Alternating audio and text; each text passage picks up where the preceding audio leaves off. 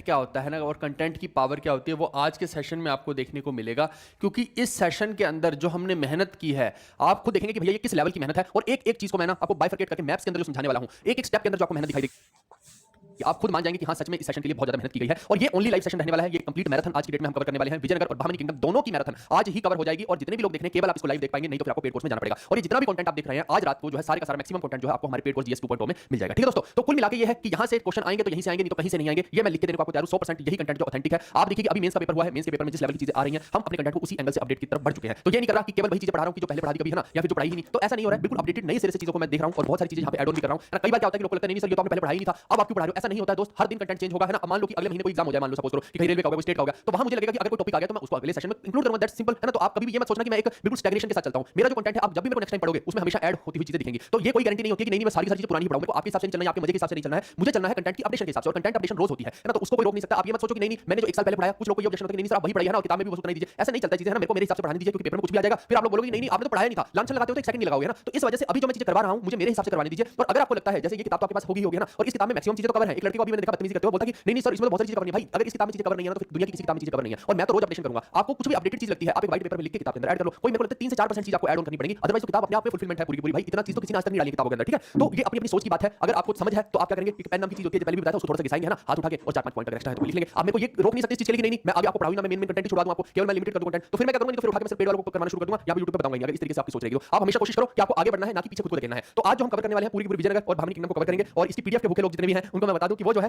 Free course के अंदर जाएंगे और भगवान राम और हनुमान जी का नाम लेके यहाँ पे हनुमान बैच हमारा चल रहा है। हनुमान बैच के अंदर जो है इसकी पीडीएफ आपको आज ही मिल जाएगी, ये आप ध्यान रखिएगा। ठीक है, अब आप देखिए कि इसके अलावा अगर कोई पेड कोर्स में जाना चाहता है तो आज बहुत बड़ा ऑफर हमारा चल रहा है। आपको कोड यूज करना बसंत और यहाँ से जो है आपको काफी ऑफ बहुत बड़ा ऑफ मिलने वाला है। 689 में ही पूरा बैच मिल जाएगा। और साथ में हम जो टेस्ट पास है जितने भी प्रीवियस ईयर के क्वेश्चन है सभी एग्जाम्स के है ना, जैसे वो टेस्ट बुक वाला पास देखते हो वैसे ही ये हम जो है फ्री ऑफ कॉस्ट के साथ दे रहे हैं। टेस्ट बुक का पास नहीं है, ये हमने अपना अलग से बनवा रखा है, वो है जिसमें सभी तमाम पेपर जो है इंक्लूड होते हैं। तो यानी आपको भटकने की जरूरत नहीं पड़ेगी, ये इसी के साथ हम अटैच करके दे रहे हैं। तो ये बहुत बड़ी चीज है। अदरवाइज अभी जो है ना हम अपकमिंग सोच रहे हैं कि इसको बिल्कुल अलग ही जो है देंगे, किसी को लेना तो 100-200 रुपए का टेस्ट लेगा, लेकिन अभी जो है इसके साथ अटैच कर दिया तो आपको बेनिफिट हो जाएगा। तो जितने भी लोगों को बसंत कोड यूज करके ले सकते हैं एंड जिनको बुक्स लेनी है, ये मैं इसलिए बता रहा हूं कि फिर मैं लगातार वीडियो में चलूंगा और मैं फिर रुकूंगा नहीं है ना। तो जिनको बुक्स लेनी है बुक्स के ऊपर जो एक कोड है वो भी मैं तुरंत से आप लोगों को बता देता हूं। एक कोड है रामबान, RAMBAN रामबान। ठीक है, तो ये कोड आप यूज कर लेंगे तो आपको 100 रुपीस का एक्स्ट्रा ऑफ यहाँ पे मिल जाएगा। चलिए बिल्कुल यहाँ पे जो है ट्रैकिंग लिस्ट जितने भी बदतमीज लोग बात कर रहे हैं उनको मैं बता दूं कि ट्रैकिंग लिस्ट जो है हम ऑलरेडी टेलीग्राम पे डाल चुके हैं। ये देखो ये क्या डाली है, बताओ मेरे को ये क्या डाली है ना। तो अब जो है कोई स्पैम नहीं यहाँ पे करेगा। जब मैं पढ़ाई शुरू करूंगा तो एकदम सलीके से यहाँ पे भाई देख लो ना, चेंज तो कर दी, क्या हो गया चेक तो कर लो, वहां पे चेंज कर दिए हैं भाई। बहुत सारे लोगों को जो दिक्कत थी वो सोल्व कर दी है, जिनकी रह गई है वो मेरे को पर्सनली व्हाट्सएप कर देना, उनकी करा देंगे। आज वैसे भी छुट्टी, आज कुछ भी नहीं होने वाला है ना। तो अननेसेसरी चीज कौन है ये, कौन सा लड़का है, हटाओ इसको अभी हटाओ। ठीक है हाँ चलो चलो, ये मैक्सिमम चीजें मैंने आपको सारी बता दी है। कोर्स का बता दिया है, बुक्स का बता दिया है, नोट्स आपको अलग से कोई खास नहीं बनाने, कोई एक्स्ट्रा चीज मैं बताऊंगा तो वो आपको बनानी है। हालांकि मैं आपको बता दूं आज के सेशन में ये जो सेशन है ये पीएससी लेवल को टच करेगा थोड़ा सा। और यहाँ पे जो है हो सकता है आपको चीजें ऐड ऑन करनी पड़े, क्योंकि यहाँ पे ऐसा नहीं है ना कि मैं तो बहुत सारी चीजें दिमाग में रखी कि अगर किसी को पीएससी भी क्लियर करना है तो कर लेना। तो ऐसी चीजें मैं जो है यहाँ पे करवाने वाला हूं। आप देखिए अच्छा ये कहानी क्यों शुरू हो रही है विजयनगर और भामिनी किंगडम की, उसके बारे में भी थोड़ी सी बात करना बहुत जरूरी है। आप देखो जब भी आपको कोई पढ़ाता है यूट्यूब पे भी पढ़ाता है तो वो क्या करता है, वो केवल ऊपर की चीजें पढ़ा के निकल जाता है, क्योंकि नॉर्थ जो है वो बहुत ज्यादा डोमिनेशन में हमेशा रहता है। लेकिन आप देखो कि यहाँ नॉर्थ के बारे में तो दिल्ली सल्तनत पढ़ी रहे होते टाइम से है ना, हर किसी ने पढ़ाया दिल्ली सल्तनत, हमने भी कंप्लीट करा दिया। लेकिन उसी टाइम में साउथ में क्या चल रहा था दोस्तों, क्या वो हमें पता है? बस वही एक गड़बड़ है। हम क्या करते हैं उस चीज को छोड़ देते हैं और कई बार वहां से क्वेश्चन आ जाते हैं। और विजयनगर एम्पायर जो है ना और भामिनी किंगडम इनसे क्वेश्चन आते हैं पेपर के अंदर। तो थोड़ी सी इनकी जो है अच्छी नॉलेज अगर आपको होगी तो आपका क्वेश्चन यहाँ से मिस नहीं होगा, एक छूटेगी नहीं। ठीक है, आपकी जो भी क्वेरी है भाई मेरे को व्हाट्सएप कर दीजिएगा। ठीक है, व्हाट्सएप कर देना। चलो इधर भी फोकस करते हैं, यहाँ पे बहुत चीजें सीखने लायक है। और ये जो कंटेंट है आप एक व्हाइट पेपर ले लो, अगर आपको लगता है नहीं इसकी पीडीएफ जो मैं प्रोवाइड करूंगा वहां पे जो है खुद ही थोड़े से नोट्स बना लेना, क्योंकि यहाँ बहुत कुछ एक्स्ट्रा नोट्स आज आपको देखने को मिलेंगे, because it will touch the PSC level. ठीक है, तो ये मैं कुछ भी छुड़वा नहीं रहा हूं, पूरा विजयनगर किंगडम और भामिनी ऐसे पढ़ा दूंगा। आज तक किसी ने यूट्यूब पे इस तरीके से पढ़ाई नहीं होगी है ना। वैसे तो पेड कोर्स है पूरा हमारा सेशन, तो पेड कोर्स में ही जाने वाला है। आप देखिए कि जब ऊपर देखो कि दिल्ली सल्तनत का बादशाह यहाँ पे कौन बैठा है, यहाँ पे मोहम्मद बिन तुगलक। जिस टाइम पे मोहम्मद बिन तुगलक ऊपर राज कर रहा है, गयासुद्दीन को हरा के है ना, अपने बाप को ही मरवा देता है, फिर यहाँ पे गद्दी पे बैठ जाता है। उस टाइम में नीचे का सारा का सिस्टम कैसे चलेगा वो अब हम देखने की कोशिश करेंगे। और कुछ चीजें आपको एक और ध्यान रखनी है। यहाँ पे रिवर्स के नाम जो है आप देखो कि किसी को भी अगर इसको तुगलक को नीचे आना है हमला करने के लिए, तो यहाँ पे एक रिवर है जो ये आप देखिए कि कृष्णा रिवर है। ठीक है, ये जो देख रहे हैं आप कृष्णा रिवर है, ये इसको पार करके आना पड़ेगा। तो अगर नीचे जीतना है तो ये एक कांसेप्ट थोड़ा आपके माइंड में क्लियर होना चाहिए। तुगलक को अगर नीचे जीतना है तो कृष्णा रिवर को क्रॉस करके आना पड़ेगा। कृष्णा के यहाँ पे आप देखिए रिवर निकली है तुंगभद्रा रिवर, यहाँ देखिए ये रही। ठीक है, यहाँ से निकलती है तुंगभद्रा रिवर। अब आप सोच रहे हो कि मैं इनके बारे में क्यों बता रहा हूं, क्योंकि मैं बार-बार जो है ना तुंगभद्रा द्वार की बात करूंगा, रिवर्स की बात करूंगा, तो फिर आपको अगर समझ नहीं होगी तो आप उसको ग्रास्प नहीं कर पाएंगे। तो ये जो एरिया है पूरा का पूरा यहाँ पे आप देखिए, ये जो एरिया है इसको बोलते हैं तुंगभद्रा द्वार रीजन। ये यहाँ पे बार-बार कॉन्फ्लिक्ट का एक इशू रहेगा, क्योंकि ये फर्टाइल लैंड होती है बहुत ज्यादा, और बार-बार जितने भी युद्ध होंगे इस एरिया को लेकर युद्ध होंगे, ये आपको माइंड में क्लियर रखना है। दो तीन और भी एरिया है, इधर भी है, इधर कोंकण वाला एरिया भी, उनके बारे में भी आगे चल के बताऊंगा। बट अभी एक कॉन्टेक्स्ट जो है मैंने अपने दिमाग में क्लियर कर दिया कि नीचे के किंगडम्स में युद्ध कैसे होने हैं। तो ये जो दो भाई हैं इनके बारे में आपको माइंड में रखना है कि ये दो भाई कौन है, हरिहर और बुक्का। ये दो लोग जो है ना यही विजयनगर की स्थापना करेंगे। लेकिन होगा क्या, कहानी एकदम सीधी नहीं है, जलेबी की तरह टेढ़ी है पूरी की पूरी, वो अभी मैं समझाऊंगा। तो ये अभी मैंने कैरेक्टर्स इंट्रोड्यूस करनी है। इस वक्त तुगलक बैठा है और तुगलक के कंटेम्परेरी हरिहर और बुक्का है, और नीचे विजयनगर किंगडम की स्थापना होनी है। तो मोटा-मोटे तौर पे मैंने अभी आपको कॉन्टेक्स्ट तो रच दिया है दिमाग के अंदर। अब आप देखिए कि ये जो तुगलक है, ये तुगलक का टाइम पीरियड 1325 से 1351 के आसपास चलता है, और ये दिल्ली सल्तनत का टाइम है। और दिल्ली सल्तनत के ठीक बाद हमें जो है, वैसे तो हम मुगल्स भी पढ़ सकते हैं, लेकिन मुगल्स के पहले जो है ना हमें ये पढ़नी चाहिए विजयनगर एम्पायर, क्योंकि जो बाबर आने वाला है वो इनके लगभग आखिरी के रूलर जैसे कृष्णदेवराय जो होंगे उनके कहीं ना कहीं कंटेम्परेरी होगा। तो आप समझ सकते हैं कि वहां पे आपको जो है वहां आगे चल के रिलेशन आएगा। तो इसलिए जो ये पहले ही हो रहा है तो आपको ध्यान रखना है। और ये जो तुगलक है ये देखिए दिल्ली से देवगिरी भी शिफ्ट होता है और वापस ऊपर भी दिल्ली जाता है। तो इसका जो मेन देवगिरी आने का एक कारण रहता है ना वो भी यही रहता है कि कृष्णा रिवर को क्रॉस करके किसी तरीके से भी नगर के ऊपर जो हमला करके, विजयनगर तो नहीं था उस टाइम है ना, बेसिकली नीचे वाले पूरे साउथ को अपने अंडर करने का इसका मेन इरादा था। और देखो कि ये सोच भी इसकी अच्छी थी, अगर देवगिरी में होगा तो यहाँ पे कमांड करना ईजी रहेगा, लेकिन आप देखिए कि भैया कि बाद में समस्या आई तो वापस से ऊपर चला गया था। तो इस वजह से आप देखिए कि जो नीचे के फ्यूडेटरी होंगे ना वो इससे कहीं ना कहीं वापस अपना हाथ पीछे खींचने लग जाएंगे। आपको ऐसा समझना, कहने का मतलब ये है कि आप देखो यहाँ पे मैं आपको समझाने की कोशिश करता हूं मैप के थ्रू। ये जो दिल्ली सल्तनत है, आप देखो इधर तो वरंगल है, ककातियास बैठे हैं, वरंगल में इधर होयसलास बैठे हैं, नीचे कहीं ना कहीं आपको पांड्यास वगैरह है ना छोटे-छोटे जो है एरिया अलग लोगों के दिखाई देंगे। अब देखो कि होता क्या है कि ये जो है ये बहुत ज्यादा एम्बिशियस इंसान है, आपको पता है कि कब्जा करना चाहता है। और ये देखो दौलताबाद यहाँ पे है, तो दौलताबाद से इन सबको जो है कंट्रोल में करना इसके लिए बहुत आसान है, सबको अपने अंडर तो कर रखा है किसी तरीके से। लेकिन जब ये यहाँ से उठ के वापस दिल्ली जाएगा, वापस दिल्ली की तरफ कूच करेगा, तो होता क्या है कि हमेशा हर कोई चाहता है कि वो किसी भी तरीके से ना खुद आजाद हो जाए, कोई किसी के अंडर नहीं रहना चाहता। तो एक सेंट्रल पावर जो है ना कहीं ना कहीं आपको फिर से शिफ्ट होती नजर आएगी, मिसिंग होती नजर आएगी, और लोग जो है अपने आप को वहां से आजाद कर लेंगे। अब जब आजाद कर लेंगे तो फिर क्या हो जाएगा? अब ऐसा तो है नहीं कि अभी तो बड़ी मुश्किल से ऊपर गया है ना, लोगों को पता भी कंडीशन क्या चल रही है ना, लोग पागल राजा कह रहे हैं, इतनी तो प्रजा मारेगी, तो ऊपर से तुरंत ही नीचे आ जाएगा ना, वापस से युद्ध करने, ऐसा भी नहीं हो सकता, इतना भी आसान नहीं रहती चीजें। इसलिए लोग अपने आप को आजाद कर लिया करते हैं, सिंपल सी बात है ना। सामंत जो थे इसके फ्यूडेटरी आप कह सकते हैं ना, जैसे ये आप पीएम मान लीजिए और नीचे वाले सारे सीएम मान लीजिए, तो सीएम अपने आप को अलग कर लिया, ऐसा आप समझ सकते हैं इस बात को, ठीक है? क्या बोल रहे हैं? हाँ बिल्कुल, फाउंडर हरिहर बुक्का है, लेकिन अभी तो बहुत कुछ होना बाकी है। आपको ऐसा लगता होगा कि बहुत सीधी चीजें, हरिहर और बुक्का जो हिंदू है, लेकिन अभी उनका मुस्लिम धर्म में कन्वर्ट होना बहुत पेंडिंग पड़ा हुआ है, फिर वापस से हिंदू धर्म में शुद्धिकरण होना है, फिर आगे विजयनगर एम्पायर छोटा सा राज्य की शुरुआत होनी है, फिर आगे बहमनी भी आएंगे, बहुत सारी चीजें होनी बाकी हैं। अब आप देखिए कि कोई आपसे पूछ ले कि ये जो भाई है दोनों, ये कौन है, तो एक्चुअली में ये दोनों किसके फ्यूडेटरी थे? ये जो फ्यूडेटरी थे ये प्रताप रुद्रदेव II के फ्यूडेटरी थे, यानी एक तरह से आप बोलेंगे कि ये वरंगल का जो ककातिया डायनेस्टी है ना, वरंगल की ककातिया डायनेस्टी, उन्हीं के ही एक राजा है रुद्र प्रताप II। हालांकि खिलजी ने देखिए रुद्र प्रताप I को हराया है उस टाइम पे, मलिक कफूर को भेजा था, लेकिन ये जो है अभी ये रुद्र प्रताप II है। तो यहाँ पे जो है इनके फ्यूडेटरी यानी कि इनके ही सामंत जो बैठे हैं, एक तरह से आप समझेंगे वो कौन है? हरिहर और बुक्का है, ये आपको ध्यान में रखना है। अब आप देखो कि कहानी क्या है, आप समझदार है इस चीज के लिए कि हमेशा हर कोई फ्यूडेटरी अलग होना चाहता है। तो काकातियों ने जो क्या किया, अपना हाथ पीछे लिया। एक मूवी आई थी बाहुबली, मैं आपको बता दूं वो बाहुबली किन राजाओं के ऊपर थी, वो यही काकातिया राजाओं के ऊपर ही मूवी है, ये भी आप ध्यान रखिएगा, ठीक है? तो इन्होंने काकातिया राजाओं ने जो है तुगलक से अपना हाथ पीछे कर लिया, एक तरह से आपको ये समझना है। अब ऐसे में क्या होता है कि तुगलक चाहता है कि किसी तरीके से जो है वो हमला करता है ना, यहाँ पे हमला करता है, तो यहाँ पे ये जो दो भाई हैं ये घुस जाते हैं इस तरफ वाली किंगडम में, फिर वो ये भी अपने अंडर कर रहा है ना, तो इस तरीके से पूरी किंगडम को अंडर कर रहा है और बाद में इनको जो दोनों को पकड़ लिया जाता है अपने साथ है ना। तो कुल मिला के बात ये है कि ये दोनों जो है तुगलक की कैद में है ना, ये जो दोनों है तुगलक की कैद में है, और अल्टीमेटली नीचे से जो लोग हैं, जब तुगलक अपनी कैपिटल शिफ्ट कर रहा है तो नीचे वाले लोग जो है उससे अलग होना शुरू कर देते हैं। कहानी कुछ इस तरीके की बनती है। अब देखो कि तुगलक की मजबूरी है कि किसी तरीके से नीचे वाला जो कंट्रोल अपने हाथ में ले लिया जाए, खुद नहीं जा पाएगा, तो ऐसे में क्या करता है वो हरिहर और बुक्का ये दोनों को जो कैद कर रखा है इनके सामने एक प्रपोजल लगता है ना। और आप देखिए कि यहीं पे इसी ड्यूरेशन में जो है इनको इस्लाम में भी कन्वर्ट कर रहा है, क्योंकि सीधी सी बात है, अगर तो आपको जिंदा रहना तो आप इस्लाम में कन्वर्ट हो जाइए, सो कॉल्ड इनके जो रूल्स हैं अपने जबरदस्ती रूल शरीयत कानून है ना, तो आप इस्लाम में कन्वर्ट हो जाइए, नहीं तो मारे जाएंगे। अब वो दोनों हिंदू हैं, उनको इस्लाम में जबरदस्ती कन्वर्ट कर दिया गया है यहाँ पे ना, और जान बचाने के लिए कौन नहीं कन्वर्ट होगा। और अब उनके सामने जो फाइनली जाके प्रपोजल भी रखा जा रहा है कि भाई ऐसा करो तुम मेरे बिहाफ पे नीचे मेरे गवर्नर बन जाना, जाके नीचे मतलब साउथ में जाके तुम वापस से लोगों को भड़काओ जो मेरे विरुद्ध जो है बहुत सारे रिवोल्ट किए उनको शांत करो, किसी तरीके से सप्रेस करो, और मैं तुम्हें वहां का गवर्नर बना दूंगा, है ना, तुम मेरे फ्यूडेटरी मेरे सामंत बन के रहना। तो ये दोनों भाइयों को एक अपॉर्चुनिटी दिखाई देती है तुगलक की इन बातों में, और वो सोचते हैं कि क्यों ना यहाँ से निकला जाए किसी तरीके से। तो वो इसके साथ एग्री कर जाते हैं, डील हो जाती है, डील डन है ना, शार्क टैंक की डील डन कि हाँ अब ये जितने भी लोग हैं ये दोनों भाई जाएंगे नीचे और जितना भी युद्ध हो रहा है उस सब रिवोल्ट को सप्रेस कर देंगे और यहाँ पे तुगलक की मदद करेंगे, ये डील तय हुई। लेकिन जब ये नीचे जाते हैं तो वहां पे जाके देखते हैं कि भैया हालात बहुत ही ज्यादा बदतर है ना, लोग जो है बहुत विरोध में है तुगलक के, और इनको लगता है कि अगर हम इनको रोकने की कोशिश करेंगे तो हो सकता है कि अपना ही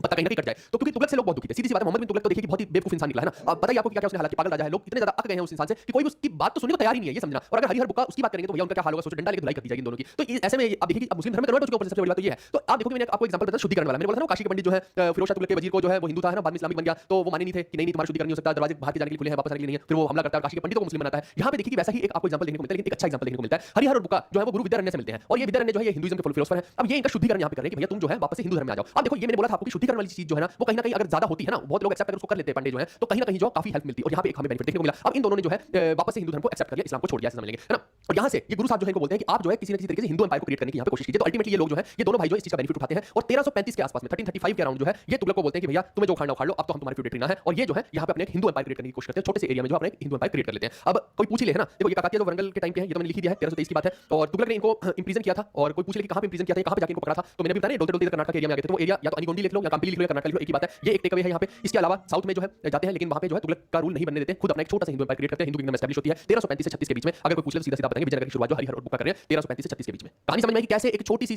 शुद्धिकरण से देखिए कि चीजें कहां पे जा रही हैं। तो अब हमें जो है थोड़ा सा पॉजिटिविटी यहाँ पे जरूर दिखाई देगी कि हाँ कुछ चीजें जो है ठीक हो सकती है। ये हिंदी वालों के लिए है तो हिंदी वाले इसको एक बार रीड आउट मार लेंगे। अब देखो कहानी कहां घूमती है, आपको शायद लगता होगा कि विजयनगर एम्पायर बहुत बड़ा इन्होंने बना दिया था, लेकिन आपको हंसी आएगी सुन के, ये विजयनगर एम्पायर केवल इतना सी बना था। ये जो रोड दिखाई दे रहा है ना, पूरा इतना बड़ा भारत का मैप, उसमें एक छोटा सा बिंदु लगा लो, यही विजयनगर एम्पायर था जो इन दोनों भाइयों ने बनाया। इन्होंने कोई बहुत बड़ा एम्पायर शुरू में नहीं क्रिएट किया था, ये आपको समझ रखनी है। अब आप सोच रहे हो कि इतनी छोटी सी चीज के लिए यहाँ पे क्या हुड़दंग मचा रखा है, भाई बहुत बड़ी चीज होने वाली है। ये तो सिर्फ आपने एक चीज देखी है। आप देखो कि आपके दिमाग में ये भी आएगा कि तुगलक भी तो हो सकता है कि नीचे आके इनको दोनों भाइयों को पेल दे पकड़ के, लेकिन कैसे पेलेगा, क्यों पेलेगा। आप देखो कि ऊपर से अगर आ भी गया नीचे तो सबसे पहले तो कृष्णा रिवर को क्रॉस करेगा, उसके बाद आएगा तो तुंगभद्रा को क्रॉस करेगा, है ना, फिर जो है यहाँ तक पहुंचेगा किसी तरीके से रोता पीटता, और पागल तो है ही है, उसकी तो वैसी कोई पॉलिसी इंप्लीमेंट नहीं हुई ढंग से। तो यहाँ पे देखो कि बहुत ज्यादा अपॉर्चुनिटी जो है विजयनगर वालों के पास थी कि उनको हरा दे किसी तरीके से, और इतना बड़ा कोई किंगडम भी नहीं लिया था कि भैया उसका जो रेवेन्यू है वो तुगलक के पास चला जाए, ऐसा भी कुछ हाथ नहीं लगा था। तो तुगलक के पास कोई खास अपॉर्चुनिटी नहीं, ठेंगा उसके हाथ में जो यहाँ पे लग रहा है कुल मिला के। अब नीचे की पूरी पूरी कंसेप्ट को समझना कि तुगलक से सबसे पहले अलग होने की बात किसने की थी। तो आप देखो नीचे दो एरिया आपको दिख रहे हैं, यहाँ पे होयसला के किंग बैठे, होयसला के राजा बैठे, और यहाँ जो है यहाँ पे माबार, मालाबार नहीं करा, माबार यही था उसका नाम। ये मदुरई है उस टाइम का, है ना, कांचीपुरम भी यही था। तो पांड्यों की राजधानी मदुरई, वही वाला मदुरई है, तो इसको माबार उस टाइम पे बोला करते थे। अब यहाँ पे देखिए कि सबसे पहले एक मुस्लिम स्टेट बनती है, और वो जो है अपने आप को जो है तुगलक से अलग कर लेते हैं। अलग होने का मतलब ये है कि आज से भाई साहब ना तो हम तन्ने टैक्स देंगे, ना तुम्हारा राजा ऐसी की तैसी करा करे मर्जी जा, है ना, तो वही वाली बात है। तो इन्होंने जो है यहाँ से खुद को अलग कर लिया इन तुगलक से कि आज के बाद हम टैक्स नहीं देंगे। सबसे पहली इंडिपेंडेंट मुस्लिम स्टेट जो तुगलक से अलग हुई वो कौन सी है, यही है माबार वाली या फिर मदुरई वाली। और इन्होंने अपना सुल्तान किसको बनाया, सैयद एहसान शाह को बनाया, सैयद एहसान शाह को। अब ये अगर क्वेश्चन एग्जैक्ट पूछेंगे कि सबसे पहले मुस्लिम स्टेट वाले जो बात करो तो साउथ की बात हो रही है, मैं पूरा कंसेप्ट आपको साउथ का बता रहा हूं, नॉर्थ का तो हम पढ़ते हैं, मैं अभी कहानी जो चल रही है अपनी साउथ की चल रही है, तो आपको कंफ्यूज नहीं होना कि भैया मैं बार-बार फर्स्ट की बात करूं तो फर्स्ट इन साउथ की हो रही है बात, ठीक है।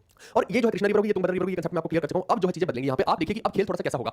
यहाँ पे देखो होयसलाज है, यहाँ पे माबार वाले हैं, मदुरई वाले, इधर विजयनगर वाले चुपचाप से शांति से बैठे हुए हैं और अपना कोशिश कर रहे हैं जैसे तैसे अपने एम्पायर को सुदृढ़ करने की। छोटा सा एम्पायर है ना, छोटा सा राज्य टाइप मान लीजिए। अब देखो कि यहाँ पे जो होयसलाज के राजा हैं, होयसलाओं के राजा कौन है? वीर बल्लाल 3 है, ठीक है। मैं बहुत मेहनत लगी इस पूरे पीपीटी में, ऐसा नहीं कि यूं ही बन गई। अब एक एक मैप पे खुद बैठ के ये रंग कर रहे हैं, ये देखो ये जो रंग दिख रहे हैं ना तुम्हें, मैं सच बता रहा हूं, ये देखो एक सेकंड, ये जो रंग दिख रहे हैं ये वाले, ये खुद बैठ के अपना दिमाग लगा कि कहां पे क्या मैप हो सकता था, बहुत बारीकी से किए गए हैं, ऐसे नहीं कि खुद किसी का भी उठा के कुछ भी दे दिया। तो इसलिए बोला कि एक एक चीज को बनाने में बहुत मेहनत लगती है, तो लाइक शेयर सपोर्ट जरूर किया करो। और सिर्फ लाइव रहेगी वीडियो, बार-बार बोल रहा हूं, कोई भी बच्चा इसको मिस मत करना भाई। तो ये क्या बोला बच्चों को उम्मीद देकर फ्री मैच बोल के, हाँ तो तुम लोग मैच देखने में तुम्हें बहुत ज्यादा इंटरेस्ट आ रहा था उस दिन, है तुम मैच देखने में बिजी हो लेकिन पढ़ाई नहीं करोगे, तुम सीरियस अपने लिए नहीं हो, मैं भी मैच देख सकता हूं, है उस दिन भी तुम लोग मैच देख रहे थे, सब पता है मुझे तुम्हारी इरादों का। तुम्हें चाहिए कि सारी फैसिलिटी मिल जाए तुम्हें, है फ्री ऑफ कॉस्ट, पैसे तो और ले लो, जितनी फैसिलिटी लेनी है सब मिल जाएगा पेड के अंदर तुम्हें, है ना। तो मतलब फ्री ऑफ कॉस्ट मिल रहा है तो उसकी वैल्यू कोई करना नहीं चाहता ना उस एंगल से, उन्हें चाहिए कि नहीं पहले मैच देखेंगे बाद में पढ़ाई करेंगे, कर लो पढ़ाई, है ना। ऐसा नहीं होता भाई साहब, तुम्हें सारी सुख सुविधाएं चाहिए वो भी शांति से बैठ के, ऐसा नहीं होता है। और किसी को कोई उम्मीद नहीं दी हमने, हम जो कंटेंट करा रहे हैं वहां से पेपर में आएगा, जो पढ़ने वाले बच्चे रेगुलरली हमारे लाइव क्लास में आ रहे हैं और पढ़ रहे हैं, ठीक है। फालतू की अननेसेसरी बातें तुम कितनी कर लो, ये पेड में मिलेगा, पेड में पढ़ लेना, क्या हो गया इतना आफत। तुम्हें मैच देखना ज्यादा जरूरी होता है लोगों को। चलो इधर देखो कि ये दोनों जो किंगडम है ना, अब ये आपस में लड़ेंगी, क्योंकि अब देखो कि वहां से तो छूट गई किसी तरीके से, अब पड़ोसी पड़ोसी में युद्ध तो होना ही है, ये तो ऑब्वियस बात है, उसके ऊपर भारी पड़ने की कोशिश करेगा उसके ऊपर, तो आपस में जो लड़ाइयां करेंगे। तो इधर जो राजा होयसला का राजा है वीर बल्लाल 3 है, और वहीं पे माबार का राजा सैयद एहसान शाह है। अब देखो वो मुस्लिम राजा और ये हिंदू राजा है। अब यहाँ पे कौन सा बैटल होने वाला है? 1343 के अंदर जो बैटल ऑफ मदुरई या बैटल ऑफ माबार होगा, और ये दोनों आपस में धड़ लड़ेंगे। और अल्टीमेटली जो माबार वाले हैं वो होयसला के राजा को जो है बहुत ज्यादा कैद करके और टॉर्चर करेंगे, अननेसेसरी इतना ज्यादा टॉर्चर करके उसको जो है मृत्यु के घाट उतार देंगे, और यहाँ अच्छी खासी लूटपाट मचा के और यहाँ से बहुत सारा धन जो है अपने उधर ले जाएंगे। कुल मिला के बात ये है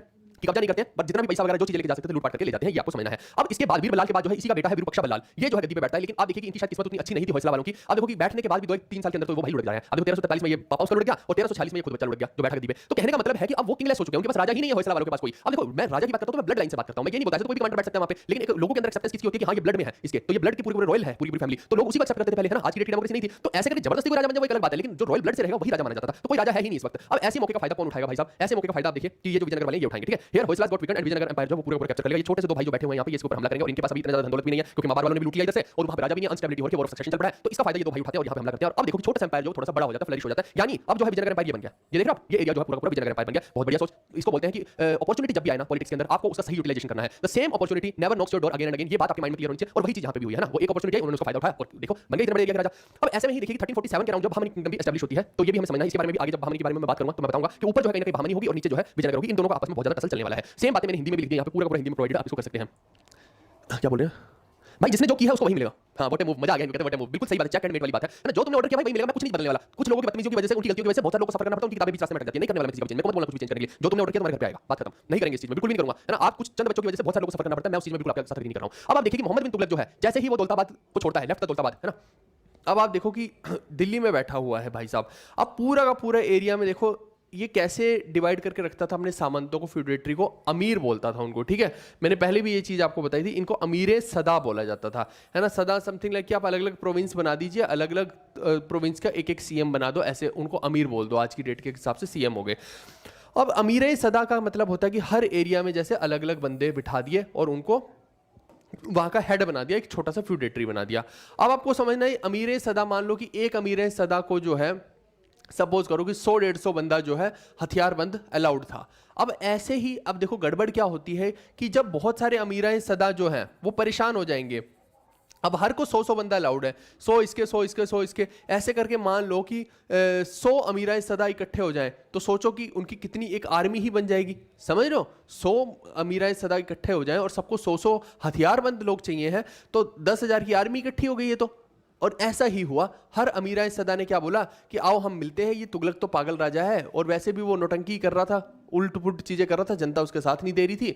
तो वो बहुत सारे अमीराए सदा मिलते हैं आपस में और जो है डिसाइड करते हैं कि अब हम एकजुट हो जाते हैं, एक सेना की तरह बिहेव करेंगे। और ऐसे में देखिए कि जो तुगलक है, तुगलक उस पूरे के पूरे रिवोल्ट को यहाँ पे क्रश करने आता है, नीचे की तरफ आता है, लेकिन वो उस रिवोल्ट को क्रश नहीं कर पाता है, क्योंकि जैसे ही वो यहाँ पे क्रश करने की कोशिश कर रहा होता है पूरे के पूरे रिवोल्ट को इस एरिया में, लेकिन उतने में ही क्या होता है कि इधर गुजरात वाले भी अपने आप को इंडिपेंडेंट करना शुरू कर देते हैं। अब जब गुजरात वाले भी अपने आप को इंडिपेंडेंट करेंगे तो तुगलक के लिए एक लैंड लॉक्ड जगह की बजाय एक पोर्ट वाला एरिया कहीं ज्यादा इंपॉर्टेंस रखता है, क्योंकि वहां से रेवेन्यू कहीं ज्यादा आएगा, व्यापार हो रहा था, है ना। यहाँ पे बहुत सारे पोर्ट्स वगैरह हैं, तो ऑब्वियस सी बात है अपनी बेशकीमती चीज जो है उसको बचाने की कोशिश करोगे, या फिर लेस इंपॉर्टेंट चीज को, जैसे मान लो एक लोहे का तुम्हारे पास नेकलेस है, किसी ने लोहे का कड़ा बना लिया, लोहे का कड़ा नीचे गिर गया, और एक तुम्हारे पास सोने का कड़ा, तो तुम सोने का कड़ा नीचे गिरा उसको बचाने की कोशिश करोगे, ना कि लोहे के कड़े को। वैसा ही है यहाँ पे कि इसकी बजाय उसने सोचा, तुगलक ने, वो अभी यहाँ पे लड़ ही रहा था, इतने में उधर से न्यूज आ गई कि वो भी बेचारे अलग होना चाह रहे हैं, तो तुगलक भाई साहब यहाँ से उठ के मुंह उठा के गुजरात पहुंच लिया। कि नहीं नहीं, अब पहले गुजरात को बचा लेता हूं, अगर ये भी हाथ से निकल गया तो मेरा तो रेवेन्यू का सत्यानाश हो जाएगा। यानी ये भाई इतना ज्यादा आप देखिए कि अनस्टेबिलिटी इस तुगलक के टाइम में रही है। ऐसा नहीं है आपको ये समझना कि नहीं नहीं ये मुस्लिम शासक था तो बन गया तो सब कुछ मजे में चल रहा था। इनको जीना हराम कर रखा था, आप समझो। बाकी लोगों ने इनका जीना हराम, कितना मुश्किल है इनको टैकल करना। और खिलजी का भी ऐसे ही हाल था, जिसको सबसे बड़ा बादशाह माना जाता है दिल्ली डायनेस्टी का, उसकी भी पौबाना कर रखी थी, यहाँ पे बैंड बजा के रखी हुई थी, है ना। वो भी जैसे मुंह पलटाता था, पीछे वाले अपने आप को फिर से अलग से घोषित कर देते थे। ऐसा ही होता था, ये इतना आसान चीजें नहीं है। ठीक है भाई, क्या कर रहा है? हाँ, ये राजीव भाई, मैं तुम्हें बताता हूं, बदतमीज आदमी ये बोल रहा है कि बुक के अंदर 30% है। पहले तो तू मुझे ये बता कि और किसी किताब में है इतना कंटेंट, ये बता। और बुक में तुझे करनी है एसएससी की तैयारी है या पीएससी की तैयारी करनी है, ये बता। पहले कौन से पेपर की तैयारी कर रहा है तू, ये बता मेरे को पहले। है हमें सिखाने आ रहा है। अभी मैंने वीडियो के शुरू में बोल दिया, मैं तो हर दिन कंटेंट बदलने वाला हूं। इस हिसाब से तो तू कोई किताब पढ़ ही नहीं सकता दोस्त। तू ऐसा कर, लूसेंट पढ़ ले बैठ के आराम से, है ना। तू लूसेंट पढ़ आराम से बैठ के, और जीवन के अंत तक, अपने आखिरी अटेम्प्ट तक लूसेंट पढ़ना बैठ के, मजे मारना। ठीक है दोस्त, अभी इधर ध्यान दे ले, ठीक है। बाकियों को मत बता कि क्या करना है, पता तो है नहीं है कुछ भी, और दिमाग लगाना नहीं है। वीडियो को शुरू से देखा नहीं कि भैया मैं तो रोज अपडेट करूंगा चीजें, मैं कल फिर कोई नई चीज ले आऊंगा, तो क्या रोज किताब नहीं बनेगी क्या? अजीब आदमी है यार, अलग ही आइटम है यहाँ। चलो, अब ये अमीराए सदा जो है, ये पूरा का पूरा यहाँ पे दौलताबाद का जो एरिया है, ये दौलताबाद था यहाँ पे, है ना, जहाँ पे तुगलक ने पहले अपनी कैपिटल बनाई थी, उसको पूरे को कैप्चर कर लेते हैं।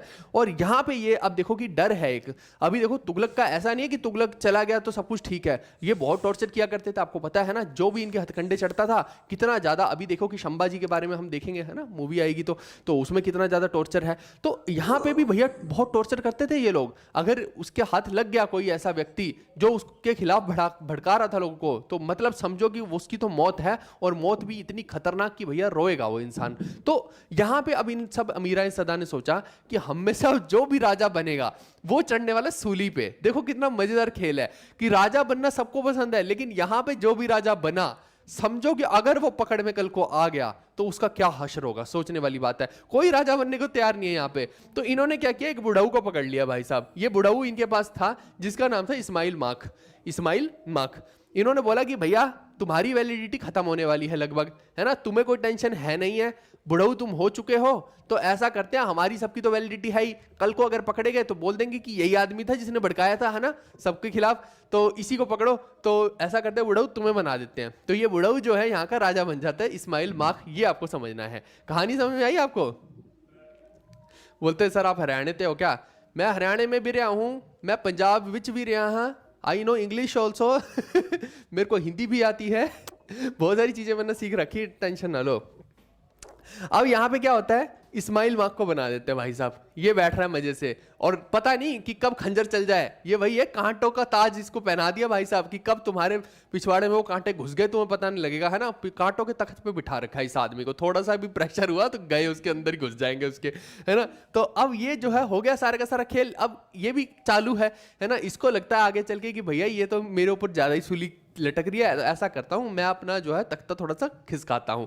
तो ये सबको बोलता भाई साहब मैं तो हो गया हूं बुढ़ऊ, तो मैं नहीं बन सकता अब तुम्हारा राजा, तुम ऐसा करो किसी और को बना लो, है ना, और फिर जो मजे काटने मजे काटते रहना। अब ऐसे में भाई साहब इनको अगेन इशू क्रिएट हो जाता है। तो इसी को पूछते हैं कि किसको बनाए, तो ये बोलता है कि ऐसा करो हसन गंगू को बना दो। अब ये हसन गंगू, वैसे तो देखिए गंगू के नाम से ही आपको पता होगा ये एक ब्राह्मण था पहले तो, लेकिन बाद में जो है हसन एक सेंट हुए हैं, या मौलवी टाइप मान लीजिए, उनके साथ रह के जो है अच्छा खासा वैसा ही आप समझिए कि इस्लामिक ही हो गया था एक तरह से। और हसन क्योंकि गुरु थे तो उनके नाम पे इसने अपना हसन गंगू नाम रख लिया था, बट अभी नाम चेंज भी करेगा। और इसने जो है गुलबर्गा को भी जीत रखा था, यानी कि इन सब में थोड़ा सा ताकतवर आप समझिए कि यही था हसन गंगू। तो इस्माइल माख बोलते हैं कि ऐसा करो इस हसन गंगू को बना लो भाई साहब, मैं तो बड़ऊ हो गया हूं, मेरी वैलिडिटी खत्म होने वैसे भी वाली है, अब मेरे को सुकून से लुढ़कने दो, तुम इसको बनाओ, है ना ये ठीक है, ये लड़ भिड़ भी लेगा। तो हसन गंगू को यहाँ पे जो है यहाँ का सुल्तान एक तरह से घोषित कर दिया जाता है। और ये क्या करता है, ये गुलबर्गा को भी कॉन्कर करके रखता है, और वहीं पे जो है अपनी कैपिटल भी बनाता है गुलबर्गा में। ठीक है भाई, तो गुलबर्गा यहाँ पे है, कहीं दौलताबाद के आसपास का एरिया एक गुलबर्गा है, ये आपको ध्यान रखना है। और अगर कोई इनका लगभग एक्सट्रीम वाला नॉर्थ वाली साइड पे पूछ लेगा तो ये बेरार तक जो है इन लोगों ने अपना फैला रखा था। ये पूरा बहमनी किंगडम अल्टीमेटली यहाँ पे निकलने वाला है, ये आपको समझना है। ये मुस्लिम किंगडम एक और निकलेगा यहाँ से दिल्ली सल्तनत से बाहर, जिसका नाम है बहामनी किंगडम। ठीक है, दोनों हम पैरेलल पढ़ रहे हैं, विजयनगर और बहामनी को एक साथ ही पढ़ना पड़ेगा। बहुत सारे लोग अलग अलग पढ़ाते हैं, मैं नहीं पढ़ा रहा हूँ अलग अलग, कंफ्यूज हो जाओगे। एक साथ पढ़ाऊंगा तो मजा भी आएगा उसको, क्योंकि कुछ ना कुछ खेल होते रहेंगे यहाँ पे, क्योंकि आपस में ही खेल होगा बहुत तगड़े वाला, अभी देखते जाओ। अब ये हसन गंगू के पास जो है ना भैया, ये इसने भी बलबन वाली नीति अपनाई। बलबन ने क्या किया था, फारसी वाला कल्चर इंट्रोड्यूस करने की भारत में कोशिश की थी, है ना। तो इसको पता था कि ईरान के जो लोग हैं बहुत ज़्यादा कट्टर रहते हैं, है ना, बहुत ज़्यादा एक दूसरे से बदला लेने की भावना उनके अंदर रहती है ना, और लोग खौफ खाते हैं भारत के अंदर उनसे। तो इसने जो है ना वहाँ का एक वो समझ लीजिए जनरल हुआ है जिसका नाम था बहमन शाह। तो इसने अपने आप को ना एक डिसेंडेंट दिखाने की कोशिश की कि भैया मैं तो फारसी हूँ, है ना।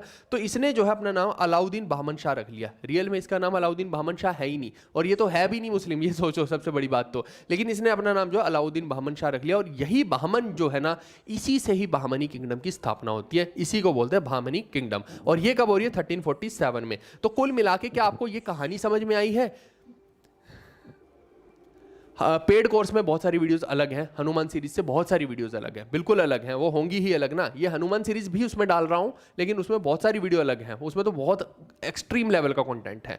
तो अब आपको समझ में आ गया कि विजयनगर की स्थापना कैसे हुई है और बहामनी किंगडम की स्थापना कैसे हुई। ये दोनों कंसेप्ट आपको अच्छे से क्लियर मैंने कर दिए हैं कि दोनों कैसे बने हैं। चलिए, ये हिंदी में वालों के लिए मैंने हिंदी में लिख दिया, क्योंकि उनको दिक्कत आती थी, तो बहुत मेहनत कर करके जैसे तैसे करके ये मैंने हिंदी का भी कर दिया सेट, तो आपको सही रहेगा। एक एक कैलेंडर लगा के इसीलिए बताया, मैप के अंदर भी बताया, ताकि आपको कहानी समझ में आ जाए। बहुत सारे लोग यूं ही कहानी बोल के निकल लेते हैं, उनको कोई मेहनत करने का तो जरूर समझता ही नहीं है यहाँ पे, है ना। तो ये इसी को मेहनत कहते हैं कि एक एक एरिया को ये खुद बना रखे हैं भाई साहब, गोले बना बना के जैसे तैसे अपनी ऐसी की तैसी करा के आंखों से पानी आ जाता है, तो ये बनता है। ये यूट्यूब पे कहीं नहीं मिलने वाले, ये नेट पे भी कहीं नहीं मिलने वाले। ये मैप मैंने बनाई खुद है, तो ये आपको मिलेंगे भी नहीं कहीं, ठीक है। तो बहुत मेहनत करके एक एक एरिया को बना के और वहाँ पे पूरा का पूरा टैगिंग किए, ये हमने खुद बनाया अपने हाथ से। तो इतना आसान नहीं है कि आप सोचो कि कहीं और मिल जाए, कोई कॉपी कर ले तो एक अलग बात है, उसका तो कोई इलाज ही नहीं है। मिल जाएगा भाई, सबको मिल जाएगा। क्या बोल रहे हैं? बिल्कुल बिल्कुल, स्टैटिक का भी करेंगे, टेंशन मत लो। अभी मेरे को पढ़ाने दो जैसे मैं पढ़ा रहा हूँ। अब देखो, दिल्ली सल्तनत खत्म किया, अब दिल्ली के बाद जो है हम विजयनगर भी कर रहे हैं। मैं चाहता तो इसको स्किप भी कर सकता था, लेकिन मैंने सोचा कि नहीं पढ़ा देता हूँ, है ना। अब आप देखिए कि खेल यहाँ पे कैसा होने वाला है। देखो, जितने भी लोग, ये जो बहामनी वाले हैं और इधर विजयनगर वाले हैं, है ना, आप समझना कि यहाँ लगभग जो है ये विजयनगर का एरिया पड़ रहा है। इसके अलावा यहाँ पे माबार का एरिया है, इधर जो एरिया कैप्चर किए हुए हैं ये रेड्डीज किए हुए हैं, और ये जो है वारंगल का एरिया है। साथ में आप देखिए कि यहाँ एक नदी है जो ये गोदावरी का तट है, और इस तरफ जो है ये कृष्णा रिवर का तट है, समझ रहे हो। और अगर कृष्णा की एक ट्रिब्यूटरी देखा जाए तो ये तुंगभद्रा रिवर है। तो ये तीन नदियाँ भी मैंने बता दी। अब मेरे को खुद बताओ कि जो सबसे बड़ा डिस्प्यूटेड एरिया होगा वो कौन सा होगा, जहाँ से पैसा ज़्यादा आएगा। पैसा कहाँ से ज़्यादा आएगा? जहाँ फसल अच्छी होगी। फसल कहाँ अच्छी होगी? जहाँ की मिट्टी उपजाऊ होगी। मिट्टी कहाँ की उपजाऊ होगी? जो नदी के किनारे होगी वहाँ की मिट्टी उपजाऊ होगी, वहाँ पे ईजी रहेगा, है ना, तराई करना पूरी की पूरी फसल को ईजी रहेगा। तो ऑब्वियस सी बात है कि एक तो एरिया बनता है ये एरिया देख रहे हो, दो नदियों के तट पे है, इधर है गोदावरी, इधर है कृष्णा। ये दोनों नदियों के बीच का एरिया जो है, ये एरिया बहुत फर्टाइल था। ये एरिया कौन सा? कृष्णा गोदावरी बेसिन। पहला एरिया कॉन्फ्लिक्ट का बन गया। दूसरा एरिया कॉन्फ्लिक्ट का जिसके कारण तो सबसे ज्यादा युद्ध हुए हैं वो ये है, ये वाला दिख रहे हो, ये वाला, ये द्वाब का रीजन है, इसको बोलते हैं तुंगभद्रा द्वाब रीजन। ये दो नदियों के बीच में कृष्णा और उसी की ट्रिब्यूटरी तुंगभद्रा, ये तो बहुत ही ज्यादा फर्टाइल था, सबसे ज्यादा युद्ध इसी के लिए हुए। तो ये दूसरा कारण बनता है युद्ध का। तीसरा कारण कौन सा बनता है? ये कोंकण का एरिया। ये दिख रहा है आपको कोंकण का एरिया, ये जो मैंने अलग कलर से मार्क किया आपको दिख भी रहा होगा। ये कोंकण के एरिया में पोर्ट्स बहुत थे, इस वजह से आप देखिए कि गोवा वगैरह जितनी भी चीज़ें सब इधर ही पड़ रही हैं, इसी एरिया में पड़ रही हैं। यहाँ गोवा है ना, उस टाइम के लोग भी भैया फैसिनेशन था अलग से गोवा के लिए, हैं, जाते थे उधर। वो कौन से हैं वो लाइन, बागा बीच के पास कौन सी लाइन है यार, मेरे को टिट्टोज लेन है, वहाँ पे वो है, डोलने जा रहा हूँ आज मैं, टिट्टोज लेन है गोवा, तो मेरे को चाहिए। तो उधर विजयनगर वाला मांग रहा है कि गोवा मेरे को दे दो, उधर जो है बहामनी वाला मांग रहा है कि अच्छा तुम अकेले अकेले बीच पे कैसे घूमोगे, कच्छा पहन के मैं भी बीच पे जाऊंगा, मेरे को भी कुछ बीच चाहिए, है ना। तो अलग ही शौक चल रहे हैं सबके। तो ठीक है भाई, है ना। तो इसीलिए ये कोंकण के लिए युद्ध हो रहा है, एक उपजाऊ भूमि जो है तुंगभद्रा द्वाब के लिए, और दूसरा है कृष्णा गोदावरी बेसिन के लिए। कहानी समझ में आई आपको कि पूरी की पूरी क्या है, और नदियों का भी मैंने पूरे का पूरा बता दिया है। अगर कोई पूछ ही ले कि कौन सा शहर कौन सी नदी के तट पे था, तो इजीली किंगडम का आप बता सकते हैं यहाँ पे। ठीक है दोस्त, ये हिंदी के लिए लिख दिया, तो हिंदी वाले पढ़ लेना। नेक्स्ट, अब देखो, जब दोनों किंगडम की शुरुआत हो गई है, तो अब दोनों को पैरेलली पढ़ेंगे और कैसे शुरू हो रहा है और कौन सा सुल्तान आ रहा है और कौन सा नीचे राजा आ रहा है वो हम सब देखने वाले हैं। ऊपर जो आप पूरी लाइन देख रहे हो ये बहमनी वालों की देख रहे हो, और नीचे जो आप पूरी लाइन देख रहे हो ये विजयनगर वालों की देख रहे हो। ठीक है, एक एक को ढूंढ ढूंढ के चुन चुन के मैंने लगाया है, बहुत मेहनत लगाई है। ये पूरी स्लाइड बनाने में 2 से 3 घंटा लगा है सच बताऊं तो। चलिए आपको ऐसे ही लग रहा हो, ये देखो एक एक, ये देख रहे हो एक एक पूरा का पूरा ढूंढा है ये देखो, ऐसा थोड़ी है। ये देखो ये क्रॉस भी, भाई बहुत सारे एक एक एलिमेंट को ढूंढ ढूंढ के लगाने में ही तो जान निकलती है, और ये पूरी क्रिएटिविटी का काम है, ये इतना आसान काम नहीं होता है। चलो अब यहाँ देखिए हसन गंगू जो है ना, इससे सारी की सारी कहानी की शुरुआत हो रही है, और हसन गंगू का टाइम पीरियड 1347 से 1358 के बीच में चल रहा है दोस्तों। अब हसन गंगू के हिप कंटेम्परेरी यानी उधर बहमनी और नीचे जो है विजयनगर, इसीलिए मैंने विजयनगर को नीचे रखा, बहमनी को ऊपर रखा, क्योंकि वो ऊपर है बहमनी वाला, नीचे विजयनगर है, तो आपको ध्यान रहेगा। अब इसी के ही टाइम पीरियड में दूसरा यहाँ पे जो है कौन है, हरिहर है। अब आपको कोई पेपर में पूछ ले तो आपके दिमाग में शायद ये आता होगा कि नहीं पहले जो है हरिहर और बुक्का राजा दोनों बन गए। राजा दो नहीं हो सकते ना, राजा तो दोस्त एक ही होगा। तो हरिहर और बुक्का में से पहले राजा कौन बना था, हरिहर पहले राजा बना था, ये आपको ध्यान रखना है, 1335 से 1356 के टाइम का। और इधर देखिए 1347 से 1358 के टाइम का। कुल मिला के मोटी मोटी बात है कि हसन गंगू के कंटेम्परेरी जो है हरिहर इधर राजा, उधर हसन गंगू अपनी शासन चला रहा है, नीचे हरिहर चला रहा है, तुगलक अपनी ऐसी की तैसी करवा रहा है। ठीक है भाई, समझ आ रही कहानी आपको। फिर ऐसे ही हरिहर के मरने के बाद जो है बुक्का बनेगा, बुक्का 1356 से 1377 के बीच में बनेगा, और फिर वहां पे जो उस टाइम पे बन रहा है मोहम्मद शाह वन बन रहा है। ठीक है, तो इसी के आगे जो राजा बनेगा मोहम्मद शाह वन बनेगा। फिर बीच में जो है बहुत सारे विकेट लुढ़केंगे। आप देखो कि 1 2 3 4 5 राजा जो है एक के बाद एक लुढ़केगा, वहां पे बिल्कुल ही काबिल राजा नहीं थे, तो उनको किसी को कोई मार रहा है, किसी को कोई मार रहा है। 5 राजा के लुढ़कने के बाद यहाँ पे ताजुद्दीन फिर हो जाएगा, ये 1397 से 1422 एडी के बीच में आएगा। और इसी बीच में आप देखिए कि ये 1422 1397 से 1422 पे आ रहा है, और यहाँ पे देखो 1404 से 1422 वाला टाइम देवराय का है, यानी ये दोनों कंटेम्परेरी हैं। ये इसीलिए बनाया है ताकि आपको पता लग जाए, हरिहर के साथ कंटेम्परेरी नहीं है ये दोनों, ये आप ध्यान रखना। ये मैं आगे तक मैप आपको दिखाता रहूंगा, ये टाइमलाइन है पूरी की पूरी। ये दोनों कंटेम्परेरी हैं ज्यादा, क्योंकि ये जो है पहले हार जाएगा देवराय वन, तो अपनी बेटी की शादी इससे करवा देगा ताजुद्दीन से, फिर बाद में ताजुद्दीन को एक पूरा का पूरा षड्यंत्र करके हराएगा। एकदम मैं आपको बताऊंगा, पूरी चेस की गेम है, बहुत तगड़े वाली, तो आपको मजा भी आएगा सुन के, है ना। लेकिन ये जो बंदा है ये अपने ही एम्पायर को बिल्ड करने में कोशिश करता है। अब वो क्यों होगा, यहाँ पे कितने लाख हिंदू मारे जाएंगे, कितने लाख मुस्लिम मारे जाएंगे, बहुत गंदी गेम होने वाली है पॉलिटिक्स की। आप देखो कि नॉर्थ में तो जो चल रहा था चल ही रहा था, यहाँ तो जनता भी भोग रही है इनका, तो अभी देखते रहो कि क्या होने वाला है, यहाँ अलग ही खेल चलेंगे। तो इस तरीके से ये पूरी की पूरी टाइमलाइन चलेगी, इसको हम बार बार इस टाइमलाइन पे आकर देखते रहेंगे जब जब जरूरत पड़ेगी। अभी पहले मैं हसन गंगू और इधर हरिहर वाले सिस्टम को चालू करता हूं। ऐसे ही आप देखिए कि ये पूरे का पूरा मैंने बना दिया है, इसको आप देख सकते हो। ये जो है ना विजयनगर वाली पूरी की पूरी जो देख रहे हो, इसी को एक्सटेंडेड में बनाया है। ये पहली तो है संगम डायनेस्टी, इसमें भी अलग अलग डायनेस्टी, जैसे दिल्ली सल्तनत के अंदर अलग अलग डायनेस्टी हुई है ना, कि ये तो हो गए स्लेव डायनेस्टी, ये हो गए तुगलक्स हो गए, है ना, ये खिलजी हो गए। ऐसे ही आप देखिए कि जो विजयनगर एम्पायर है यहाँ अलग अलग डायनेस्टी आई, पहले संगम आई, संगम के बाद लुढ़कने के बाद जो है फिर जो आप देखो कि कौन सी आएगी, ये संगम लुढ़क जाएगी, तो संगम के लुढ़कने के बाद जो है फिर सलुवा डायनेस्टी आई, सलुवा के बाद तुलुवा डायनेस्टी आई, तुलुवा के बाद जो अराविडू डायनेस्टी आई। और यहाँ पे आप सोचो विजयनगर के सबसे बड़े राजा किसको बोला जाता है, कृष्णदेव राय को बोला जाता है। तो अगर कोई पूछ ही ले कि कृष्णदेव राय जो है वो कौन सी डायनेस्टी से बिलोंग करते हैं, तो वो तुलुवा डायनेस्टी से बिलोंग करते हैं, और यही 2 मेन राजा हैं तुलुवा डायनेस्टी के। तो और मेन क्या, कृष्णदेव राय ही है मेन इनके। तो आपको कंसेप्ट ये याद रखना, कई बार हमारे माइंड में होता है कि संगम वाले हैं, ये संगम एज अलग है भाई, वो संगम अलग है, ये संगम डायनेस्टी है, वो संगम एज है, ये संगम डायनेस्टी है। ठीक है, वो चोला चेरा पांड्या वाली संगम एज को आप कंफ्यूज मत कर देना, दैट इज डिफरेंट थिंग। ये संगम डायनेस्टी थी पहले, संगम के बाद आई सलुवा, है ना, ये रही संगम, संगम के बाद सलुवा, सलुवा के बाद तुलुवा, तुलुवा के बाद अराविडू। और ये कंफ्यूज नहीं करना कृष्णदेव राय के बारे में, क्योंकि अक्सर लोग देवराय से 1 से और देवराय 2 से सोचते हैं कि शायद कृष्णदेव राय भी जो है यहीं पे बिलोंग करते थे। तो देवराय 3 हुए हैं, पहला हुआ है देवराय 1, दूसरे हुए देवराय 2, और तीसरे हुए हैं कृष्णदेव राय। यानी कि देवराय से आपको कंफ्यूज नहीं करना, फिर उसके बाद भी हुआ अच्युता देवराय, है ना। तो इसीलिए आप देखिए 3-4 हुए हैं, ये तो कंफ्यूज नहीं करना है इस चीज में, ये तुलुवा से है, यही पेपर में बार बार आता है क्वेश्चन। ठीक है दोस्त, चलिए ये हो गया। अब आप देखिए कहानी कैसे चलती है। आप देखो कि जब हसन गंगू लुढ़कता है, मैं यहाँ से बताता हूँ, हसन गंगू लुढ़कता है तो मोहम्मद शाह वन जो है ना ये गद्दी में बैठेगा, ये आपको माइंड में रखना है, और हरिहर के बाद बुक्का बैठेगा। अब मैं आपको पूरा का पूरा आगे स्टोरी लाइन में लेकर चलता हूँ। आप देखो कि ये पूरे का पूरा एरिया है यहाँ पे हमारे पास, ठीक है। अब होता क्या है यहाँ कि सेकंड रूलर जो मोहम्मद शाह वन बैठ रहा है, इसका टाइम पीरियड ध्यान रखना 1358 से 1375, और ये कहाँ पे बैठ रहा है, ये इधर बैठ रहा है, ये बहामनी का रूलर है। और उसी ड्यूरेशन में आप देखिए कि यहाँ पे सुल्तान चेंज हो जाता है, मोहम्मद बिन तुगलक तो लुढ़क जाता है और उसकी जगह पे कौन बैठ जाता है, फिरोज शाह तुगलक आके। ठीक है, फिरोज शाह तुगलक का नाम आपको याद होगा, है ना, कि 1351 से 1388 के बीच में जो है फिरोज शाह तुगलक बैठता है। तो ये मैंने बता दिया, ये बहामनी किंगडम है। ठीक है, एक मिनट, ये बहामनी किंगडम हो गई और यहाँ पे आपकी ये हो गया जो विजयनगर वाली हो गई। ठीक है, तो कंफ्यूज नहीं करना है दोनों के बीच में। अब आप देखिए कि मोहम्मद शाह यहाँ पे जो है 1363 में अटैक होता है वारंगल के ऊपर।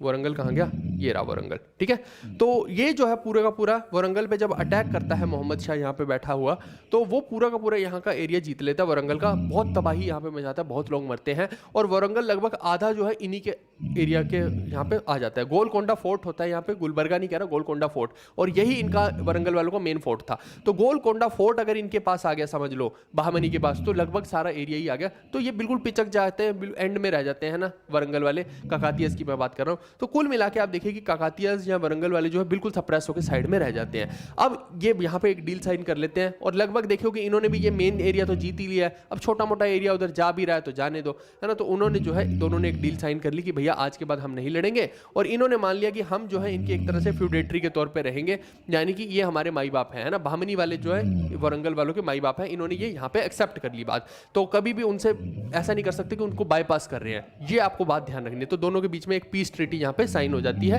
वारंगल के साथ जो है बहामनी किंगडम की। ठीक है दोस्तों, उसके बाद देखिए कि दोनों के जितने भी सक्सेसर होते हैं, चाहे इसके आगे जितने भी सक्सेसर रहेंगे चाहे इसके सक्सेसर, दोनों कभी भी एक दूसरे के एरिया को एनक्रोच करने की कोशिश नहीं करेंगे, ये आपको ध्यान रखना है। ठीक है, तो यहाँ का राजा कौन है, मोहम्मद शाह वन है, ये आप माइंड में क्लियर रखना। और अभी मैं विजयनगर के बारे में भी बताऊंगा, ये हिंदी का हो गया सारे का सारा।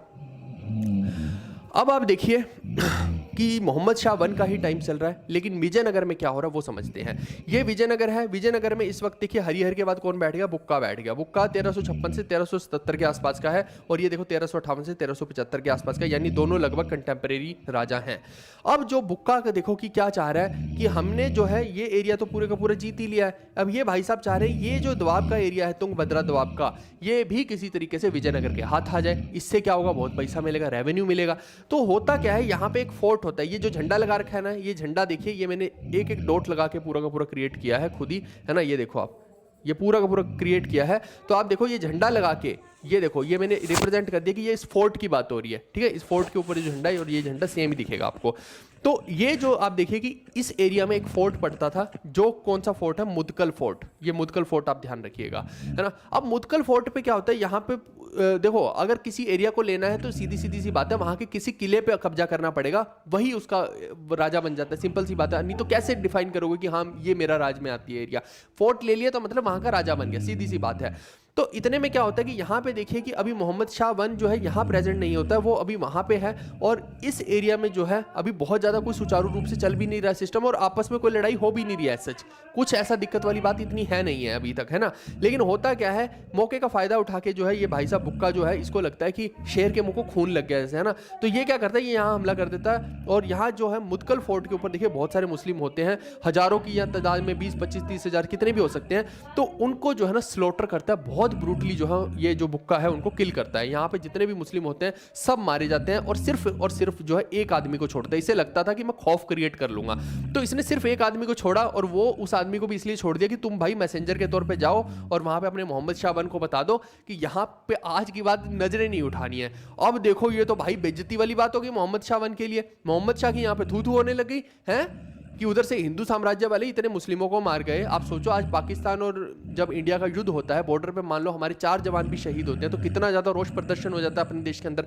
है ना। समझ वाली बात, हम कहते हैं ना 4 के बदले 8 लेके आओ उनके। अब यहाँ पे तो भैया और गंदा सीन हो गया, मोहम्मद शाह वन का खुद तख्ता पलटने को हो गया कि भैया ये क्या चल रहा है, बेइज्जती, घनी बेइज्जती हो गई है। तो है अब समझ ही नहीं आ रहा कि ऐसी सिचुएशन को कैसे संभाला जाए। तो मोहम्मद शाह जो है ना, ये जो मोहम्मद शाह यहाँ का राजा है, ये कसम खाता है, तलवार निकालता है और बोलता है कि जब तक इस तलवार से 1 लाख हिंदुओं को नहीं मार दूंगा ना, तब तक ये तलवार को मयान में नहीं घुसाऊंगा। भाई गंदा प्रण यहाँ पे ले रहा है, भीषण प्रतिज्ञा ले रहा है यहाँ पे। अब देखो खेल बदल जाएगा। देखो फालतू में किसी के पट्टे में टांग अड़ाई इन्होंने, अब यहाँ पे करना नहीं चाहिए था, अब गंदा काम हो गया। अब क्या होगा, ये आएगा भाई साहब, ये पहले तो जितने भी यहाँ पे हिंदू हैं उनको तलवार से मारेगा। अब देखो कि इतना तलवार के साथ रक्तपात बहा रहा है और 1 लाख हिंदू तो ऐसा है नहीं कि यहाँ पे अवेलेबल रहेंगे। तो ऐसी सिचुएशन में क्या करता है, यहीं तक नहीं रुकता है, यहाँ से आगे भी विजयनगर एम्पायर में बढ़ जाता है और वहां पे जाके भी जो है स्लॉटरिंग चालू रखता है कि नहीं नहीं भैया मैं मार के रहूंगा, जितने भी खत्म कर सकता हूँ खत्म करूंगा। आप समझो नॉर्मल सिविलियंस को जो है बुक्का की इस गलती का जो है भुगतान करना पड़ रहा है। अब देखो कितने वियर्ड सी सिचुएशन क्रिएट हो गई है। अब बुक्का साहब कहाँ पे ऐसी सिचुएशन में आप सोचोगे तो बुक्का साहब जंगल में जाके छुपे हुए हैं, इनका पता ही नहीं लग रहा कि कहाँ साहब हैं ये। तो अगेन देखिए कि कैसी स्थिति पैदा हो गई है।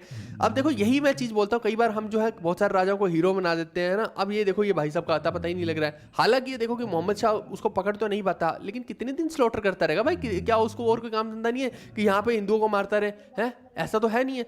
और पीछे से पता लगे कि तुगलक उसको हड़प लिया उसके मेन राज्य को, तो ऐसा तो नहीं हो सकता है ना। तो ऐसे में क्या होता है कि अगर पूरी मेजर सेना इधर ही लगा के रखेगा तो उधर से कोई कब्जा कर लेगा। तो ऑब्वियस ही बात है एक ना एक पॉइंट पे छोड़ना पड़ेगा। पता नहीं इसने 10,000 लोगों को मारा, 20 को मारा, 60 को मारा या 1 लाख को मारा, किसने देखा? जाके गिने थोड़ी थे। अब है जनगणना थोड़ी हो रही थी संसद कि नहीं गिनो कि 1 लाख हुए कि नहीं हुए। बट मुद्दे की बात है कि काफी जो है स्लॉटरिंग इसने मास स्केल पे जो है जीनोसाइड टाइप की स्लॉटरिंग जो यहाँ पे की और फिर जो है वापस गया। और अल्टीमेटली आप देखिए क्योंकि उसको पकड़ भी नहीं पाया तो फाइनली फिर ये भाई साहब एक प्रेम पत्र इसको लिखते हैं कि भैया आपका बदला पूरा हुआ, अब ऐसा करते हैं कि थोड़ा सा सुलह कर लेते हैं, जैसे सिचुएशन पहली थी वैसी रखते हैं। तो मान गया वो, कहता ठीक है यार मेरी भी इज्जत बच गई, तुम्हारा भी मैंने कांड कर दिया, अब ऐसा करते हैं जैसे सिचुएशन पहली थी वैसी रहेगी, यानी कि ये विजयनगर रहेगा और ये पूरा का पूरा बहामनी रहेगा। अब देखो क्या फायदा हुआ भाई इस चीज का, इतना कलेश करके। बट कलेश तो शुरू हो चुका है ना भाई, कलेश को कौन खत्म कर सकता है इस चीज में? और अब इसके ऊपर भी तो लांछन है। अब आगे चल के जब मौका मिलेगा ये आदमी फिर जो है यहाँ पे करेगा कुछ ना कुछ, यहाँ इसके वंशज करेंगे, सीधी सी बात है।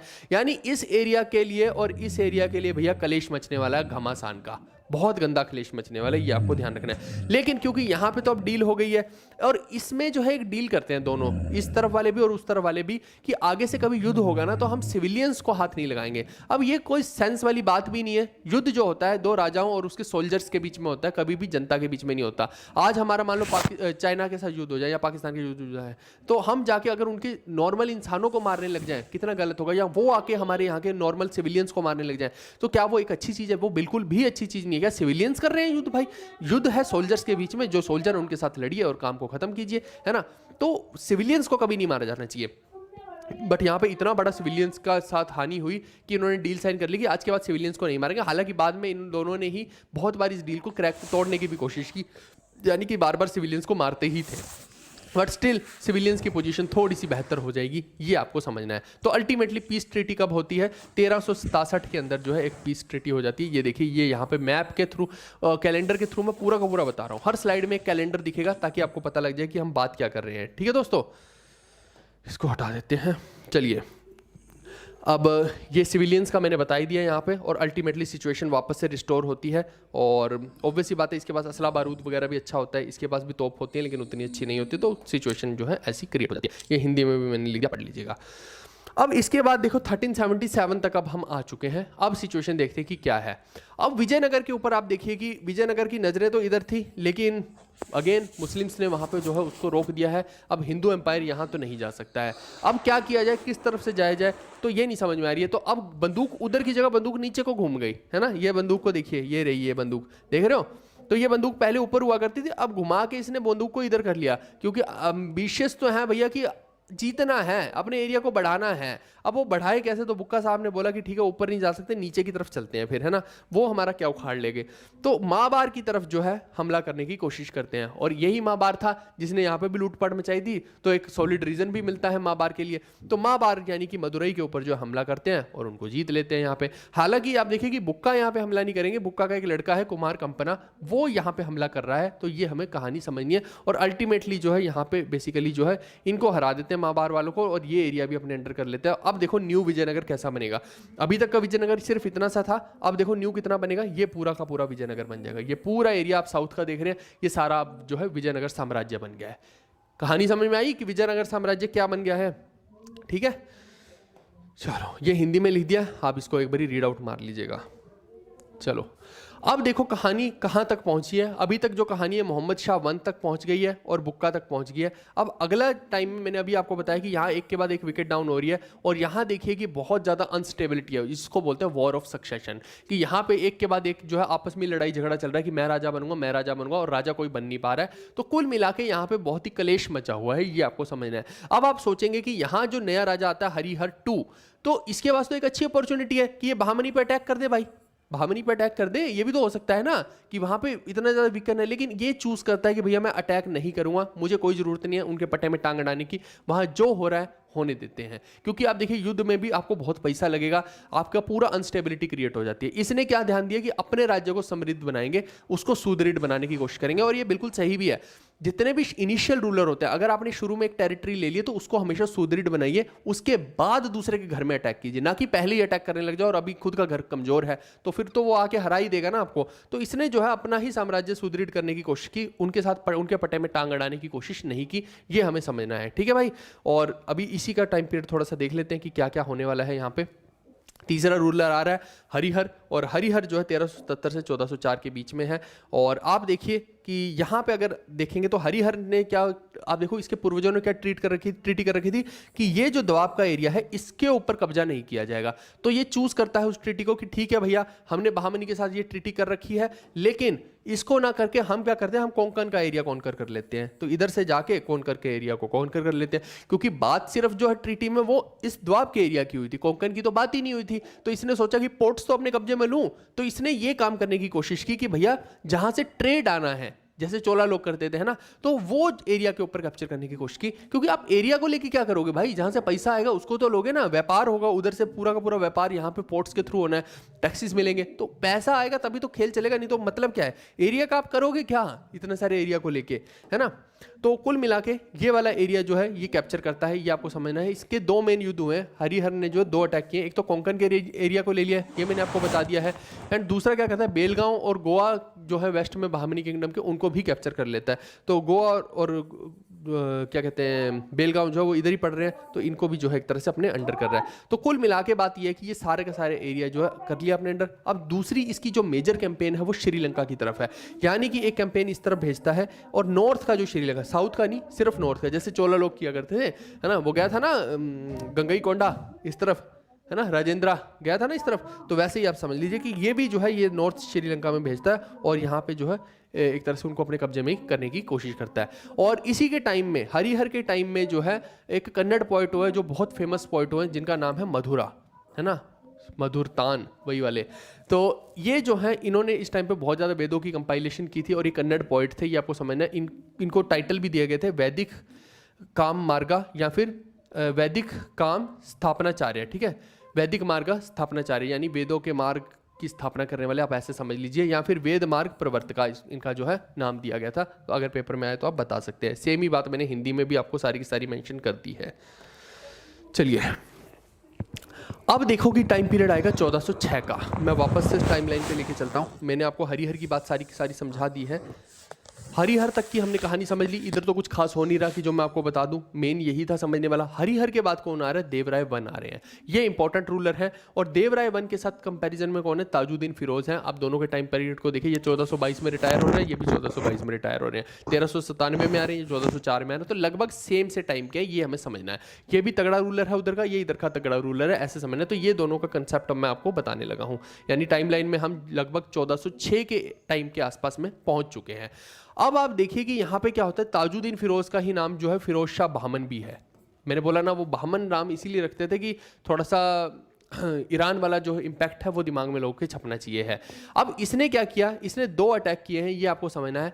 पहला तो ये खेरला पे कहते हैं, केरला नहीं कह रहा मैं, खेरला कह रहा हूँ, ठीक है। ये खेरला का एरिया है, यहाँ पे जो राजा है, गोंदवाना का एरिया, खेरला एरिया, यहाँ का राजा जो नरसिंह राय है। अब जब ये नरसिंह राय पे अटैक करता है तो उसको हरा देता है, और जो नरसिंह राय है उसकी लड़की से शादी कर लेता है, और बदले में नरसिंह राय इसको बहुत सारे तोहफे देता है, वॉर इंडेमनिटी देता है। वॉर इंडेमनिटी का मतलब है कि जो युद्ध में खर्चा हुआ है ना, अगर युद्ध नहीं करता सीधा सीधा तो कोई वॉर इंडेमनिटी नहीं देनी पड़ती, लेकिन अब इस राजा ने इतना सारा पैसा लगाया युद्ध करके तुम्हारे साथ, तुम सीधा सीधा मान जाते तो ठीक है, अब दो वॉर इंडेमिनिटी तो वो ले लिया, दहेज ले लिया, यानी लगभग लगभग ये समझिए कि ये पूरा का पूरा एरिया जो है इसी के अंडर हो गया था। नरसिंह राय वाला, तो नरसिंह राय तो उसका एक पॉपेट बन के रह गया था। अब दूसरा अटैक ये भाई साहब कहाँ करते हैं, दूसरा अटैक जो है इस तरफ करते हैं। ये कौन सा एरिया, ये विजयनगर का एरिया है, और विजयनगर के साम्राज्य में कौन बैठे, देवराय वन बैठे हैं। तो ऐसे में क्या होता है कि देवराय वन यहाँ पे हार जाते हैं, और अगेन जो है यहाँ पे फिर से मैट्रिमोनियल अलायंस की शुरुआत होती है। क्योंकि आप देखो ना कि कैसे इस पूरे के पूरे एरिया को संभालेगा बहामनी वाला, क्योंकि आप देखो बीच में नदियां भी आ रही हैं, है ना, एक नदी ये हो गई, एक नदी ये हो गई, दो दो नदियों को क्रॉस करके कैसे उसके ऊपर कमांड रख पाएगा, मुश्किल होता है बीच में इतनी बड़ी रिवर आ जाए तो, कि उधर से पता नहीं कैसे तो आएंगे किश्तियां लेके, और इतने में इधर लोग तैयार मिलेंगे, ठोक देंगे ना, तो मुश्किल काम होता है, ठीक है। तो इसी वजह से आप देखिए कि ये क्या करता है, मैट्रिमोनियल अलायंस कर लेता है। ताजुद्दीन फिरोज जो है, ये जो ताजुद्दीन फिरोज बुढ़ऊ है, ये यहाँ के देवराय वन की लड़की से, यानी इसकी लड़की से शादी कर लेता है। अब इसको बोलते हैं मैट्रिमोनियल अलायंस। 3-4 दिन तक भैया चलती रहती शादी, सुबह दोपहर शाम, पता नहीं कौन सी शादी चल रही थी, 3-4 दिन तक खूब ढोल नगाड़े हुए, और वॉर इंडेमिनिटी में लाखों रुपए दिए गए, है ना, रुपए या जो भी उस टाइम की करेंसी थी, हाथी दिए गए, बहुत सारे घोड़े दिए गए, है ना। तो अच्छा खासा माल जो है देवराय वन से लेकर ये आदमी जो है दहेज प्रथा का प्यासा है हरामी लेकर गया उधर। ये देखो इसको क्या बोल रहे हैं, अच्छा कह रहे हैं सरस्वती पूजा कल सुबह है, बहुत बढ़िया है यार। हाँ चलिए, तो इस तरीके से आप देखिए कि पूरा का पूरा माल जो है उधर पहुंच गया है। तो ये आपको समझना है, और इस तरफ तो दिल्ली सल्तनत है, उधर का भी हमें ज्यादा सोचने की जरूरत नहीं कि कौन राजा बना कौन नहीं बना, क्योंकि उधर देखिए फिर सैयद आ रहे हैं, फिर लोधी आ रहे हैं। 1526 तक का, 1526 तक तो हमें सोचने की जरूरत है, 1526 के आसपास में मुगल आ जाएंगे, तब मैं बात बताऊंगा आपको। लेकिन अभी के लिए यहाँ पे दिल्ली सल्तनत चल रही है, वो तो हम दिल्ली सल्तनत में पढ़ चुके हैं, उसका क्या पढ़ना, तो नीचे के एरिया के बारे में पढ़ने की जरूरत है ना। तो इस तरीके से देखिए कि यहाँ पे एक मैट्रिमोनियल अलायंस हो जाता है। अब देखो इतना आसान तो है नहीं, अब बेटी को उधर बिठा रखा है, तो कैसे सिस्टम को सेट किया जाए। अब देवराय वन जो है ना, ये बेचारा बैठा है, सोच रहा है कि क्या किया जाए। ताजुद्दीन फिरोज तो भैया वो तो दो युद्ध जीत के बैठा है ना, वो एक अलग कॉन्फिडेंस में चल रहा है। अब ऐसे में क्या होता है, देवराय वन सोचता है कि भैया मैं उधर ना अटैक करके मैं इस तरफ वाले एरिया में अटैक करता हूं, ठीक है। इस तरफ के एरिया में कौन है, ये रेड्डीज बैठे हुए बीच में, तो ये सोचता है कि मैं उधर ना करके ये रेड्डीज को अगर हड़प लूं तो मेरे लिए आसान हो जाएगा, इनका कोई दोस्त भी नहीं दिख रहा आसपास, तो इनको हड़पने के लिए भाई साहब क्या करते हैं, ये एक संदेश इधर भेज देते हैं, इधर वालों के पास। ये कौन बैठे थे, वारंगल वाले। अब वारंगल वाले है तो उनका दिन, लेकिन अपने आप को इंडिपेंडेंट समझे बैठे छोटे से एरिया में, है ना। तो आप सोचो कि उनको संदेश भेजते हैं कि ऐसा करो वारंगल वालों, तुम इधर से अटैक कर दो रेड्डीज पे, और मैं इधर से अटैक कर देता हूं, सैंडविच की तरह बीच में से पीस देते हैं इसको, ठीक है। अब सोचो दो दो युद्ध होंगे, आधे लोग उधर जाएंगे, आधे लोग इधर, तो कहीं ना कहीं हारेंगे ही, है ना। तो ऐसा करके आधा एरिया मैं रख लूंगा, आधा तुम रख लेना, तुम्हारा भी एरिया बढ़ जाएगा। उनको भी भैया बहुत मौज होगी यार, ये तो बंदा ही बहुत जबरदस्त है, हम अकेले तो युद्ध नहीं कर सकते थे, आधा एरिया तो मिल रहा है और क्या चाहिए, बस फिर यहाँ पे युद्ध हो रहा है और ये एरिया को भी कैप्चर करने की यहाँ पे कोशिश चल रही है। अब आप सोचो कि होगा क्या, मोटा मोटा देखा जाए तो ये एरिया भी जो है एक तरह से विजयनगर का हो गया, है ना, ये पूरा एरिया विजयनगर बन गया है साम्राज्य में। और दूसरा आप देखिए कि इनके साथ अलग दोस्ती हो गई है, तो दो एक देखो चीजें हो चुकी हैं यहाँ पे। अब हालांकि इन लोगों ने जो है एक तरह से फ्रेंडली अलायंस इनके साथ तोड़ना पड़ रहा है, इन्होंने बाईपास कर दिया इनको, क्यों, क्योंकि इन्होंने बोला था कि हम पूछ के करेंगे ऐसा कोई काम, और इनसे पूछ के किया नहीं युद्ध, और दूसरी बात विजयनगर का साथ दे रहे हैं, और विजयनगर इनका दुश्मन, तो गड़बड़, ये तो क्या बात हुई, है ना। तो इस वजह से आप देखिए, बट यहाँ पे आप सोचो कि देवराय वन जो है वो चुप नहीं बैठा, उसने अपने मोहरे सेट किए। अब देखो कि देवराय वन को अगर हमला करना है तो देवराय वन इधर से अलग हमला करेगा, ये एरिया उसके पास आ गया, उधर से अलग उनकी सेना मिली, उससे हमला करेगा, इधर से वारंगल वालों की हेल्प मिली, उधर से हमला करेगा, सब लोग टूट के पड़ जाएंगे ताजुद्दीन फिरोज पे, और ताजुद्दीन की बजा देंगे बैंड। यानी कि जितना पैसा ताजुद्दीन लेके गया था यहाँ से सारा वापस लेके आएंगे। वॉर इंडेमिनिटी, अब बताते हैं तन्ने वॉर इंडेमिनिटी होता क्या है, सारा का सारा वापस लेके आते हैं। ये मजेदार खेल आप देखिए, चेक एंड मेट का खेल है। तो इसीलिए मैंने बोला कि कोई चीजें आसान नहीं होती इतनी समझनी, बट ये आपने आई थिंक कि अब आपको चीजें समझ में आ गई होंगी, और ताजुद्दीन फिरोज को जो है हरा देते हैं बहुत सारे लोग की हेल्प से। ये हिंदी में लिख दिया है, इसको पढ़ लीजिएगा आप।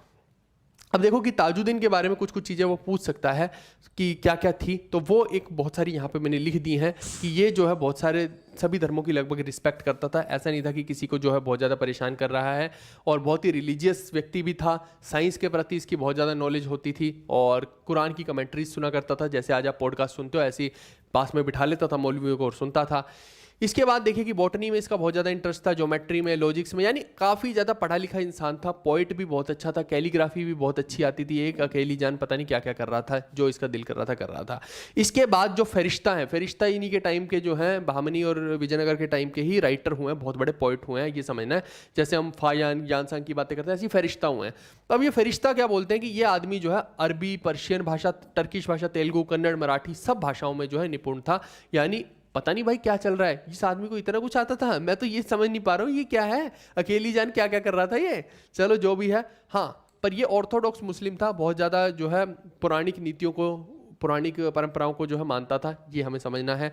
और इसने जो है एस्ट्रोनॉमी को भी बहुत ज़्यादा बढ़ावा दिया, इसीलिए दौलताबाद के अंदर एक एस्ट्रोनॉमिकल ऑब्जर्वेटरी भी बनवाई थी, ये आपको ध्यान रखना है। और इस टाइम पे जो है बहुत सारे हिंदूज़ को मास स्केल पे इसने जो है अपनी एडमिनिस्ट्रेशन में भर्ती किया था। और सिर्फ इसने नहीं, उधर देवराय भी जो है अपनी एडमिनिस्ट्रेशन में बहुत सारे मास नंबर ऑफ मुस्लिम्स को भर्ती कर रहे थे, उनके बारे में भी बात करूँगा, बट ये भी कर रहा था, ये हमें समझना है ना। उनके लिए एक अलग ही एरिया बना दिया जाता था कि वहाँ पर वो अपना पूजा पाठ कर सकते हैं, इसीलिए मैंने बोला कि सब धर्मों की रिस्पेक्ट कर रहे हैं। बेसिकली दिमागदार लोगों को वहाँ पर रख रहा है ना, कि पांडवों को रख लेगा तो वो उनको सलाह मशवरा वगैरह देते रहेंगे, है ना, ऊपर से इकोनॉमी में जो बूस्ट मिलेगा वो तो है ही है। तो वो सब चीज़ें हैं। तो it is said that Deccani Brahmans, इस टाइम पे जो दक्कन के ब्राह्मण्स थे वो बहुत ज़्यादा डोमिनेंट हो गए थे, है ना, वो इसकी हेल्प भी कर रहे थे। वही मैंने आपको बताने की कोशिश की कि हिंदुओं को भी इसने शरण दी थी। तो ये इसके बारे में हो गया। फिरोज शाह बहमनी कह लीजिए या ताजुद्दीन फिरोज कह लीजिए, एक ही बात है। और ये जो है ताजुद्दीन फिरोज है, ताजुद्दीन फिरोज जब लुढ़क जाएगा तो यहाँ पे अहमद शाह वन आएगा, ये हमें बात को समझना है।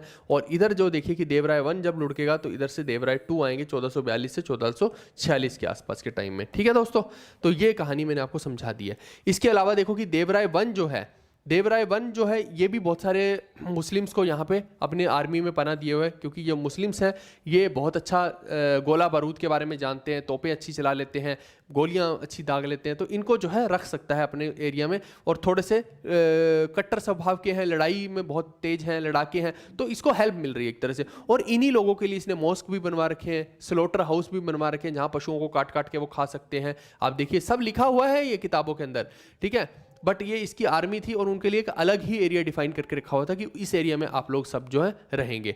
और ये पहला ऐसा विजयनगर का रूलर था जिसने रिक्रूट किया था मुस्लिम्स को अपनी आर्मी में। उधर ताजुद्दीन फिरोज ने ब्राह्मण्स को कर रखा था, इधर इसने जो है अपनी आर्मी में मुस्लिम्स को कर रखा था। और ये कन्नड़ लिटरेचर को बहुत ज़्यादा जो है फ्लरिश करने में हेल्प की इसने। उसके बाद इसने पर्ल हॉल बनवाया। मधुरा के बारे में तो मैंने बता ही दिया, जो एक जैन पोएट था वो इसी का कंटेम्प्रेरी था। और इसके जो पहले इसका पूर्वज हुए हैं, इसके पापा हुए हैं हरिहर टू, उनके भी कंटेम्प्रेरी था। तो मधुरा के बारे में कोई पूछ ही ले तो इन दोनों के कंटेम्प्रेरी था, है ना, देवराय वन के भी और हरिहर टू के भी। और मधुरा ने जो है बहुत सारे लिटरेरी वर्क लिखे हैं, जैसे कि धर्मनाथ पुराना, ये जो है इसने 15th तीर्थंकर के बारे में इसमें सारी की सारी चीज़ें लिखी हैं। फिर एक इसने यूलॉजी लिखी है गोमतेश्वरा ऑफ श्रावण बेलागोला। ये श्रावण बेलागोला के बारे में एक पोएम्स की कंपाइलेशन है। और ये श्रावण बेलागोला वही है कर्नाटका का रीजन जहाँ पे चंद्रगुप्त मौर्य ने सल्ले खाना ली थी, आप याद कीजिए। और क्योंकि ये जैन पोइट ही है तो ऑब्वियस सी बात है कि वही सब चीज़ें लिखेगा। इसके बाद देखिए कि इसने जो है देवराय वन ने डैम भी बनवाए हैं तुंगभद्रा नदी के ऊपर जो है, और हरिद्री नदी के ऊपर जो है डैम बनवाया है। किस चीज़ के लिए डैम बनवाए थे? कैनाल फैसिलिटी के लिए, इरिगेशन को इम्प्रूव करने के लिए। और ये देखिए कि इस आदमी ने इतना ज़्यादा फ्लरिश कर दिया था अपने एम्पायर को कि उस टाइम पे 3,50,000 पर डोज जो है इनका रेवेन्यू बढ़ गया था। जैसे आज रुपए में कह लीजिए तो पर डोज उनकी कोई यूनिट होती थी रुपए की, तो उतना रेवेन्यू इसने बढ़ा के रख दिया था। यानी कि बहुत ज़्यादा इसकी जीडीपी ग्रो कर गई थी। हमारी तो नीचे जा रही है, इसकी ग्रो कर गई थी, ऐसे समझना है। और अगर विजयनगर एम्पायर को एक बिगेस्ट सिटी में कन्वर्ट करने का किसी ने सपना देखा तो इसी ने देखा, और बहुत शानदार उसको बना दिया था। इसी के टाइम का एक इटालियन ट्रैवलर है निकोलो कोंटी। निकोलो कोंटी अपनी किताब में लिखता है कि जो ये लगभग 1420 एडी के आसपास जो है विजयनगर एम्पायर में आता है निकोलो कोंटी।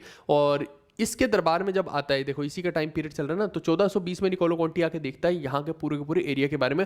और अपनी किताब में बहुत बढ़िया बढ़िया चीज़ें विजयनगर एम्पायर के बारे में लिखता है। वो क्या लिखता है कि इस एम्पायर के अंदर इस राजा ने जो है ना 90,000 तो सोल्जर रखे हुए थे, इतनी बड़ी सेना रखी हुई है सोल्जर्स की इसने, ठीक है। फिर देखिए कि पूरे के पूरे अगर इसके राजमहल का और पूरा का पूरा मेन सिटी के अगर मैं पेरिफेरी की बात करता हूँ तो 60 मील तक फैली हुई थी, ठीक है। यानी कि ये बीच में तो 60 मील तक जो है बहुत बड़ी टेरिटरी इसकी फैली हुई थी। इसके अलावा इसको इसने सबसे बड़ा पावरफुल किंग साउथ इंडिया का बोला है। पूरे भारत का तो क्या ही बोलेंगे, साउथ इंडिया का, भारत का तो नहीं बोल सकते एक तरह से, साउथ इंडिया का आप जरूर बोल सकते हो, ठीक है। किंग ऑफ साउथ इंडिया आप कह सकते हो एक तरह से। तो निकोलो कोंटी ने लिखा है, ना मैं बोल रहा हूँ ना कोई और बोल रहा है, ये सब निकोलो कोंटी इटालियन ट्रैवलर ने देवराय वन के बारे में उसकी तारीफों के पुल बांधे हैं, ठीक है दोस्तों। चलिए अब अगले लोगों के बारे में बात करते हैं। अब यहाँ पे देवराय टू आ गए हैं, ये कहाँ पे आ गए हैं? विजयनगर में। और उधर जो है अहमद शाह वन आ गए हैं इस तरफ, ठीक है। तो ये 1422 से 1436 के टाइम की बात है, और यहाँ पे देखिए 1422 से 1446 के आसपास की बात है, ठीक है भाई। और ये गुलबर्गा का एरिया है, ये गोलकोंडा का एरिया है, ये मैं ऑलरेडी आपको समझा चुका हूँ। और ये इस तरफ जो पड़ता है ये बिदर का एरिया है। ये सारे एरिया आपको दिमाग में जरूर रहने चाहिए। और इधर जो है गोंदवाना लैंड है, और जो खेरला थे नरसिंह राय वाला है ना, उसको हरा दिया था पहले वाले लोगों ने, ताजुद्दीन ने। तो ये भी एरिया के बारे में आपको मतलब नीचे के एरियाज के बारे में एक क्लैरिटी रहनी चाहिए, तभी आप इन चीज़ों को कर सकते हैं।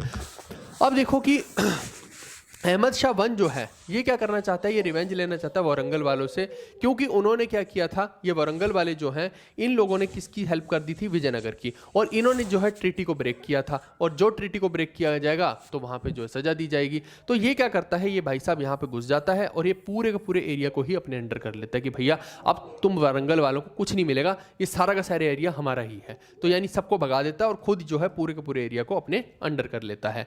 इसके बाद देखिए कि ये अपनी कैपिटल को, आप देखो ना, सोचो कि अगर कैपिटल यहाँ पे है दौलताबाद के आसपास में या गुलबर्गा में है, तो अभी तक हसन गंगू से लेके अभी तक गुलबर्गा में बैठे हुए हैं सब लोग, लेकिन अगर यहीं से सब कुछ चलाएंगे तो ये एरिया दूर पड़ जाता है, तो इनको कंट्रोल करना मुश्किल है, उधर से उसको कंट्रोल करना मुश्किल है बिदर वालों को। तो ये क्या कर रहा है, ये सोच रहा है कि भैया मैं किसी तरीके से अपनी कैपिटल को शिफ्ट कर लूँ, और ये उठा के अपनी कैपिटल को यहाँ बिदर में शिफ्ट कर लेता है। तो अगर कोई पूछ ले कि गुलबर्गा से बिदर में अपनी कैपिटल किसने शिफ्ट की थी, तो वो अहमद शाह वन ने की थी। अहमद शाह अब्दाली नहीं है, इसका उससे कोई लेना देना नहीं है, ये अलग इंसान है, ठीक है। तो यहाँ पे जो है बिदर के अंदर ही अपनी कैपिटल को शिफ्ट कर लेता है। और यहाँ पे 3 बैटल होते हैं अहमद शाह 1 और देवराय 2 के बीच में ओवर तुंगभद्रा द्वाब, यानी कि तुंगभद्रा द्वाब के ये पूरा का पूरा जो एरिया है ना, द्वाब का एरिया, इसी के लिए पूरे के पूरे 3 बैटल यहाँ पे होते हैं। अब देखो कि हालांकि ऐसा नहीं है कि जीत जाता है, बट होते हैं 3 बैटल, ये आपको ध्यान रखना है। इसके अलावा देखिए कि but in the end 2 sides had to be agree to the existing frontier. तो वही वाली बात है कि जो पहले जैसे चल रहा था वैसे ही पहले चलेगा, है ना, यानी कि दोनों का युद्ध खत्म ही नहीं हो रहा है, लड़ते जा रहे हैं पागल की तरह। तो फिर यही होता है डील की जो है जैसा वैसे ही छोड़ देते हैं, ये युद्ध करते ही नहीं है, क्योंकि कितना पैसा बर्बाद करेंगे, कितने सोल्जर बर्बाद करेंगे, कोई सेंस नहीं बैठते उस चीज़ की। अच्छा, ये अहमद शाह 1 है जो, इसी को एक और नाम से बुलाया जाता है, वली के नाम से, ठीक है, वली के नाम से बुलाया जाता है। वली का मतलब होता है एक सेंट, है ना। तो पता नहीं यार कैसे नाम रख देते थे, बट ठीक है, वो इसलिए नाम रखते थे, एक्चुअली एक सेंट थे गेसुदराज, तो ये गेसुदराज का शिष्य बन गया था, तो इसलिए इसको भी वली वली कह देते थे, ये आपको समझना है। फिर दूसरा जो है गेसुदराज ने जो है, गेसुदराज का ही बंदा नवाज नाम भी था, गेसुदराज का ही दूसरा नाम बंदा नवाज है। इसने एक किताब लिखी है जो है मिराज अल आशिकी, ये इसने दक्षिणी लैंग्वेज में लिखी है, अगर कोई पूछ ले तो आप बता सकते हैं। और सूफीज़म का जो विकास है 1422 के आसपास में, वो भी ये गेसुदराज जो है यहाँ साउथ में कर रहा है। ठीक है दोस्तों, ये हिंदी में लिख दिया है, हिंदी वाले इसको पढ़ लेंगे एक बार, क्या बोल रहे हैं। रतन भाई व्हाट्सएप कर देना, ठीक है। बुक में तो यार बहुत सारी चीज़ें, अब ऐसा थोड़ी हर चीज़ को मैं किताब में लिख दूँ, ये तो बहुत मैं डिटेल में पढ़ा रहा हूँ, इतनी डिटेल में तुम्हें पढ़ना पढ़ो, नहीं पढ़ना ना पढ़ो ना, काम की चीज़ पढ़ लो, 4-5 चीज़ वो प्रीवियस ईयर के क्वेश्चन पढ़ लो 5-7, है ना। अब कल को कुछ भी आ सकता है, ये तो मैं एक्स्ट्रा पढ़ा रहा हूँ बहुत सारी चीज़ें, है ना। अब मेरे को लग रहा है कि मैं कंप्लीट ही पढ़ा दूँ, नहीं तो मैं पेड में देता ये सारे का सारा, मैं यूट्यूब पर पढ़ाता ही नहीं। एनीवेज ठीक है, अब इधर ध्यान दो कि देवराय 2 के बारे में इसकी खास खास बातें। इस ही enlisted more Muslims in the army, इसने मुस्लिम्स को, बहुत ज़्यादा मुस्लिम्स को अपनी आर्मी में रिक्रूट किया और उनको जागीर्स देनी भी शुरू कर दी, ठीक है। And commanded all his Hindu soldiers and officers to learn the art of mounted archery from them. मैंने वो बोला ना कि मुस्लिम्स को जो है जैसे माउंटेड आर्चरी आ रही है बहुत सारा, है ना, तोपे वगैरह आ रही है, तो वो इसने उन बंदों को अपॉइंट करके, ये इसकी सोच अच्छी थी कि अपने ही बंदों को जो है हिंदूज को भी सिखा रहा है कि भैया उस चीज़ को सीखो। इसके बाद 2 फेमस ट्रैवलर्स हैं जो विजयनगर एम्पायर में, इसके टाइम में तो एक ही आया है, बट 2 इंपॉर्टेंट के बारे में मैं बता देता हूँ। एक है अब्दुल रज़ाक। अब्दुल रज़ाक जो है ना, ये एक पर्शियन ट्रैवलर है। जब वो भारत के अंदर आता है तो वो इसकी किंगडम के बारे में, देवराय 2 के बारे में बोलता है कि भैया ये किंगडम जो है ना, जैसे ये राजा है, राजा के सिंहासन तक या राजमहल तक पहुंचना तो आपको 7 द्वारों से होकर गुजरना पड़ेगा, 1 2 3 4 5 6 और 7, तब जाके आप राजा के महल के अंदर तक प्रवेश कर सकते हैं। यानी पूरी किंगडम को इसने जो है 7 द्वारों से जो है घेर रखा है, यानी इस तक पहुंचना इतना आसान नहीं है, ये आपको समझना है। इसने बोला कि नुमेरस वेल्थ हमें यहाँ पे देखने को मिली है, और ये जो विजयनगर एम्पायर है एक स्प्लेंडेड सिटी है, यानी एक अनोखी ही जगह उसको मिली। यानी कि उस टाइम का आप सोचो, इसको बहुत ही हाई लेवल का सिटी, जैसे आज हम मुंबई को भारत में बोल देते हैं कि बहुत शानदार है ना, तो ऐसे ही समझ लो कि बहुत हाईली डेवलप्ड सिटी इसको देखने को मिली विजयनगर एम्पायर की। और बहुत सारे अलग अलग कास्ट के लोग रह रहे थे, इसने अपनी किताबों में लिखा, उनको क्वार्टर्स दिए हुए थे। मुस्लिम्स को अलग रखा जाता था यहाँ पे, है ना, क्योंकि आप देखिए कि दोनों का कोई मैच नहीं है, वो काट काट के खाएंगे पशुओं को, इधर वाले दुखी होंगे, इससे अच्छा है कि दोनों को अलग अलग रखा जाए, लेकिन रहते थे, सब रहते थे वहीं पे, ठीक है। इसके बाद आप देखिए बहुत सारी कैनाल्स उसे देखने को मिली, 300 से ज़्यादा तो पोर्ट्स जो हैं इस पूरे के पूरे एम्पायर में उसको देखने को मिले हैं, जो कि इक्वल टू कैलीकट, पूरा का पूरा कैलीकट के बराबर हो जाते थे, ये आप समझिए, है ना। और पूरी किंगडम को अगर घूमना है तो अब्दुल रज़ाक ने बोला कि आपको लगभग 3 महीना लग जाएगा, अगर आप देवराय 1 की पूरी देवराय 2 की पूरी किंगडम को घूमना चाहते हैं, है ना। तो 3 महीने तक तुम्हें पूरा का पूरा डोलना पड़ेगा, तब तुम उसकी पूरी किंगडम को कवर कर पाओगे।